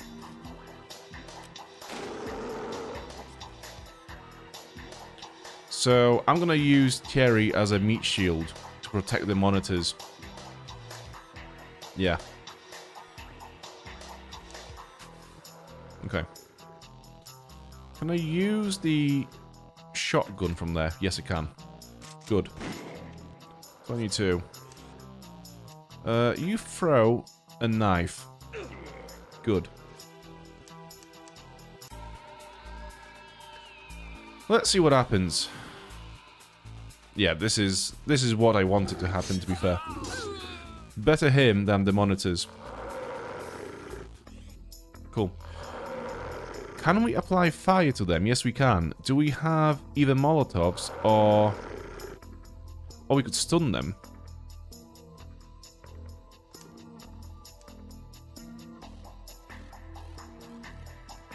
We don't have any napalm rounds. Okay, so we can't set them on fire. So what will have to be is... One sec. If I... No, that's not going to work. Unless I... No, it's not going to work. Right, I can't set them on fire. Unless... Wait, no, she's got... She has a Molotov. She used to have a Molotov. Not anymore.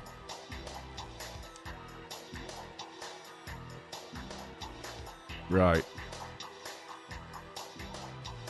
Okay, yeah.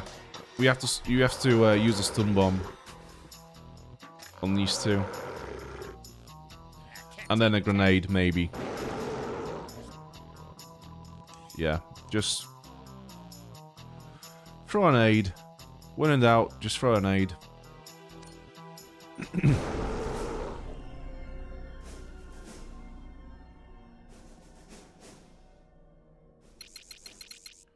We want to get more luck. And yeah, that's fine. Okay. So you two, what do you want to do? Right, I'm gonna throw another knife and move you out, and then I'm gonna try blocking this enemy from getting closer to the monitors, because if they take another damage, another hit, they'll be down. So this is great. I was literally gonna use Yarrick as a meat shield, but it's fine. Yeah, we can do this.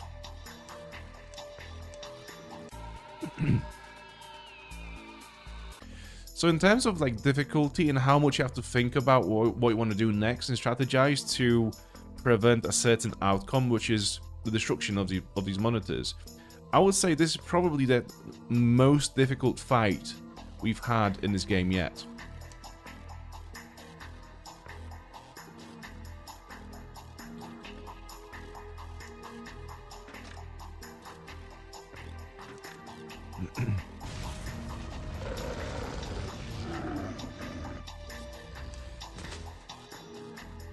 Okay.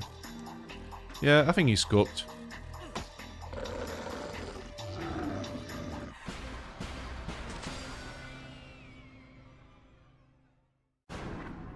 Cool. Right, I'm pretty sure someone has some napalm rounds.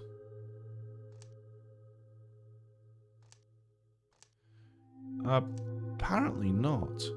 However, she needs some bullets. So they all have about 20 or 19.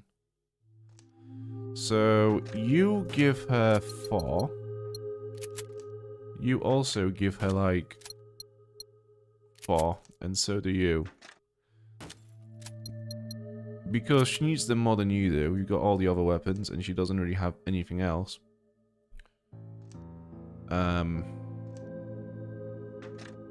One of those? Yeah, I'll do. Save.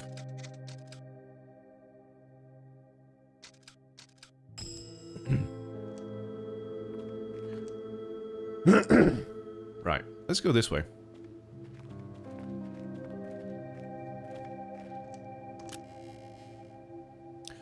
Another tranquilizer, another bunch of darts, and another vest. This is good.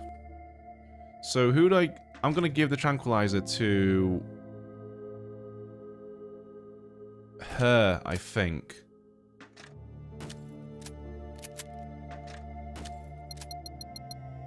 Yeah, I think that's a good choice.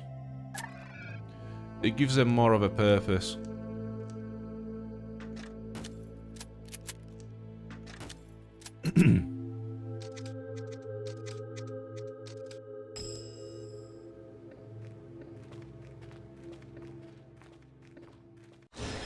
Please, help me. You see? Talking demons. Who is right after all, eh? Just kill it! Kill it? If it can talk, it must be human, right? Nothing's certain. Not here. Please. Okay, so we have a talking monster now called Medusa. Let's try to save it. Can we close in to tranquilize? Yes, we can. Only with the dart gun, though.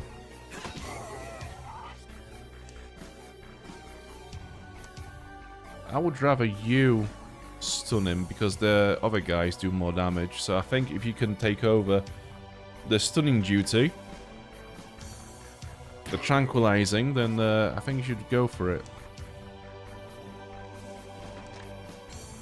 Whack! And again, this is one of those missions where you have to hurry up just to make sure that they don't actually kill Medusa.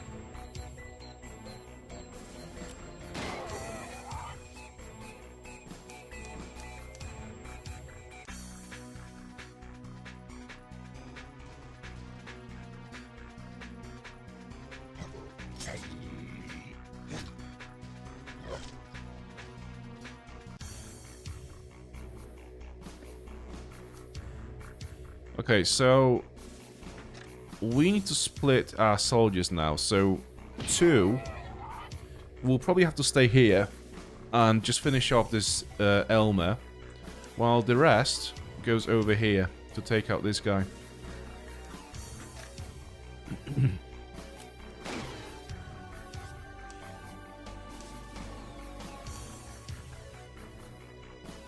Can I do it from over there? No. Oh, I've completely fucked it. I guess we can do this, so I'm gonna go for it. Alright. Yeah, he's cooked.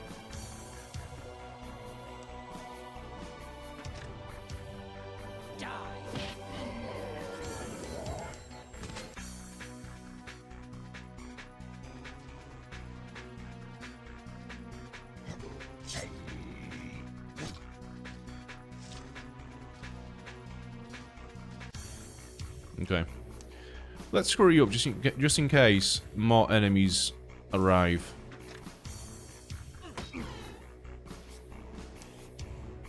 I'm not sure if they do, but I want to just prevent it from happening if I can.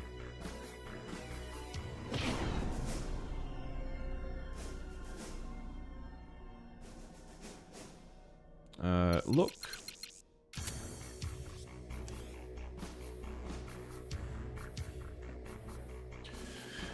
There is no way she's actually going to kill this caterpillar.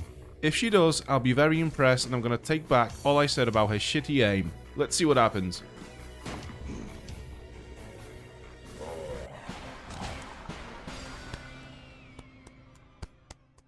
Very good. What can I say? Thank you for rescuing me. I know my appearance is shocking. I don't know how all of this happened, but unlike the others, I kept my sanity. My name is Jan Kuretz. I was the curator here in the museum until strange things started to happen. Some people started disappearing. Others just went mad. It has been so horrible. One night when I was working late, I felt an excruciating pain in my stomach.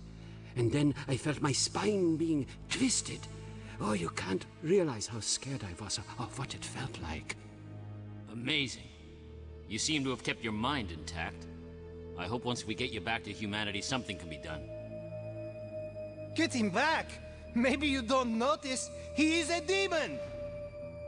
Please, I am as human as you are. Have your eyes changed too, because you and we are not alike! I know this area well, and I've acquired a few new survival skills with my changes. Do you really think doctors can help me? I'm a soldier, not a doctor. I can't promise you anything. Yes, of course, I understand. Look, we have another soldier. Medusa. Who doesn't carry anything but his natural skills, which is, one of them is Medusa's short attack, which has max damage of 20.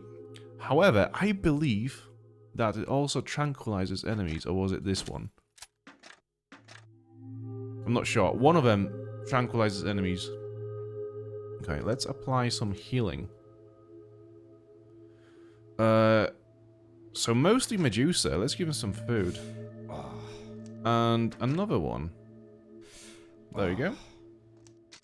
Right, let's save the game.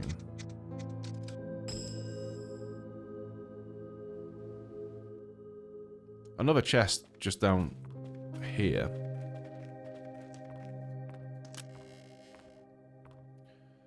Rifle ammo, tapes and bandages. Okay, so rifle ammo 25, 20, 18.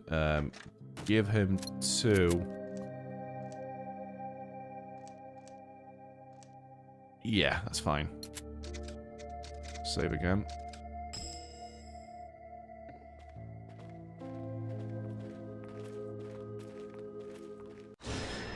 I think we are not Oh, heck. alone. And yes, I am right. So, does the Medusa guy remain up until the end of the game? Well, that would be telling, wouldn't it? I'm not gonna spoil it for you. You're gonna have to come back to the stream and find out next Sunday. Okay.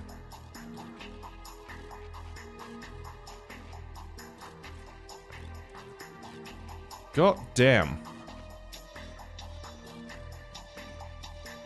Okay, at least we don't have to worry about the monitors being damaged again, so, right, what I'm gonna do is I'm gonna try to get them out into this area first, and then just wait for all the monsters to come towards us.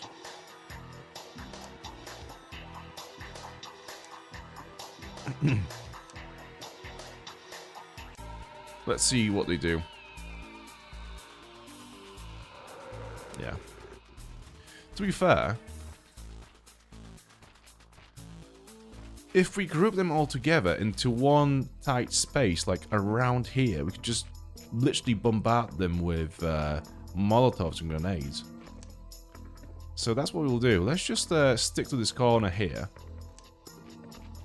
and lead them into this area here.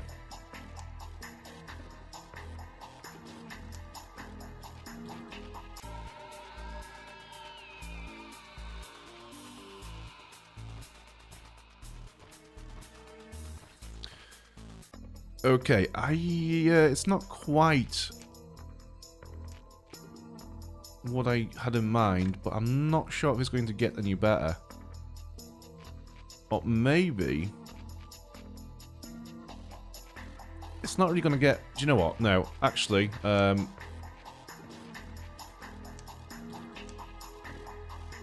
let's do this. Yeah, let's do that and see what happens.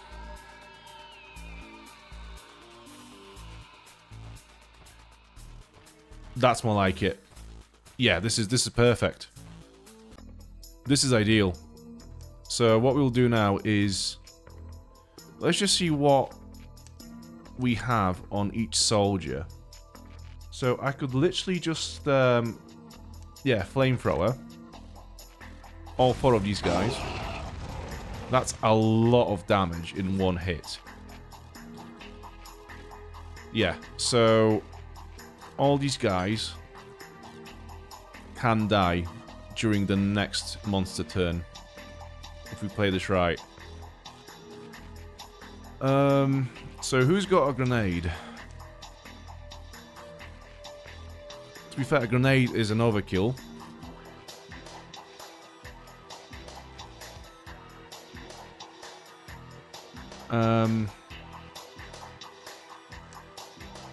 I have a plan, actually. Whack! Very good. And now, I want you to go there and handgun this guy. So now, all these 4 will die.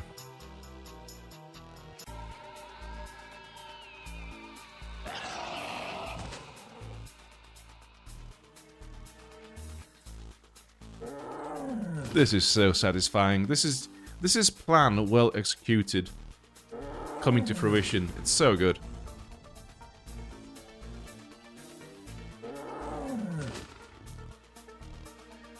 This is big brains gamer moments right here.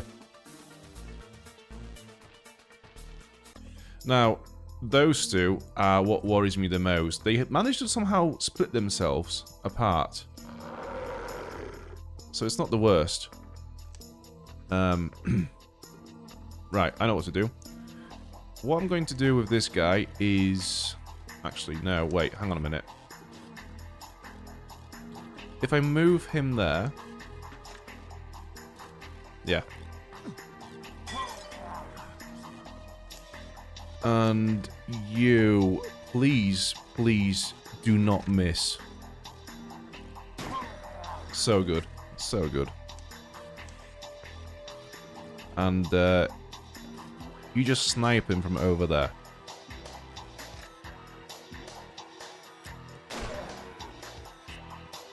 Perfect. So one melee attack should be enough to get him under 15 health points, which I'm pretty sure that did. So he will die as well.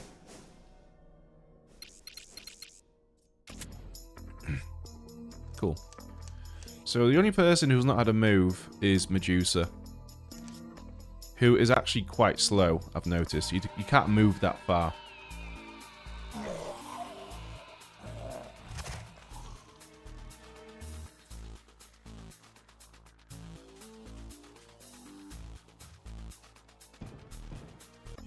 Okay. How is my flamethrower? Not there yet. That's fine. We'll just open fire. We can easily kill this Sphinx in this turn.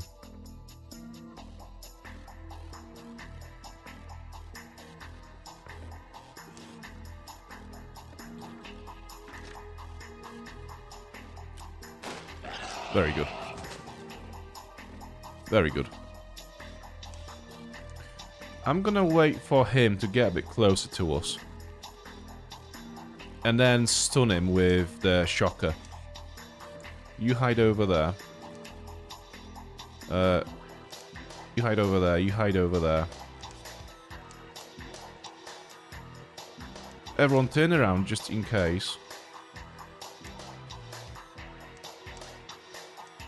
Right, I don't think he's gonna reach that far.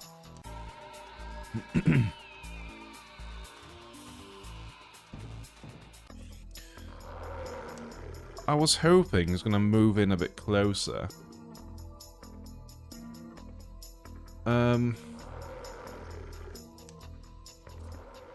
Right, I'm gonna give him another chance to move.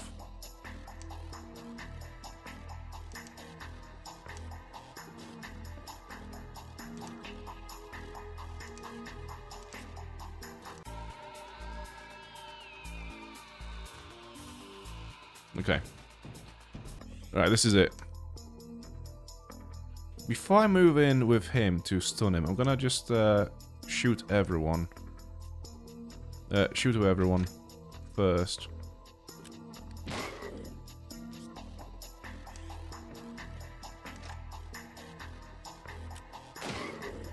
I want to see if we can get him all the way down to 0 this turn. Instead of having to stun him. I don't think so. I'll be very impressed if she doesn't miss.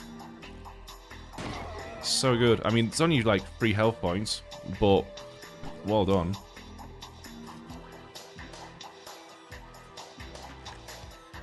There you go. We are cooking.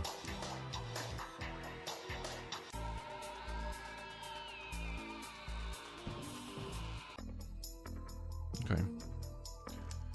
So again, we'll just shoot him.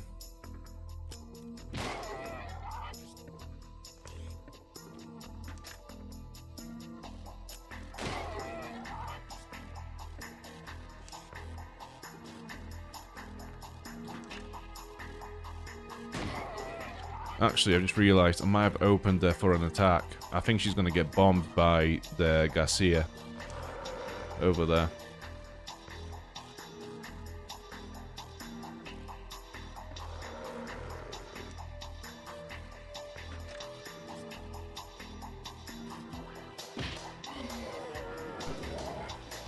Right.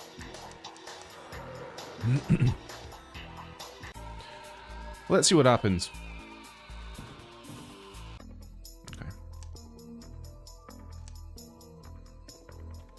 I'm gonna set him on fire. For 27 health points, that's really good. Right. I'm not gonna get him down low enough. So I do have to stun him. You move in with your tranquilizer gun. And stun him.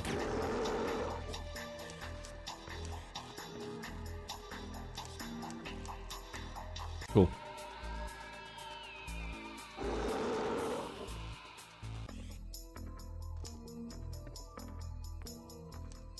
Let's close in and just bash his brains out with a crowbar.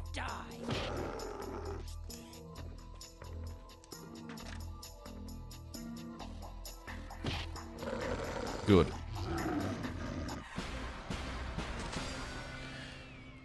We've actually avoided any damage in this fight, which is quite impressive, to be fair. Because there were a lot of enemies. There was like 1, 4, 5, 6, 7, 8 enemies. It's pretty good. Let's save the game. And just have a little look around here.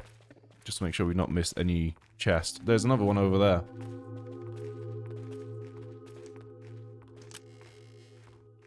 A time bomb, grenades, shotgun ammo, and gas antidotes. So gas antidotes, is that antitoxin? Removes effects of poisoning. So I'm guessing I want to split them between soldiers. Right, who's got a grenade? You've got 2, you've got 1. Give her 1. And give Thierry 1 as well. Time bombs? I'm not sure. I'm going to split them between these 3. So they have 1 each. Obviously all the shotgun ammo goes to Yarek. Well, I'm not sure if I'm going to actually use the time bomb. Special purpose bomb with time-based detonator. So how many turns does it take to detonate it? Max damage 80. So it's pretty solid. It's pretty good damage. Okay.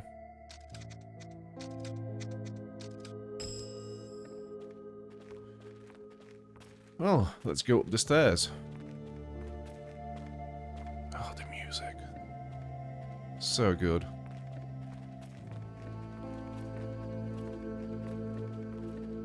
Any chests over here? No. So we have 2 exits. Oh. So we can see the outside of the museum. That is the next area in the game after the museum. This is the city zone.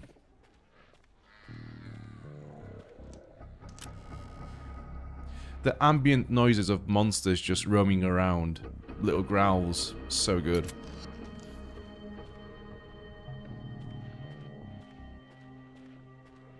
Yeah, oh, this is so good. This is so good. I just love the zones in this game. I love the art.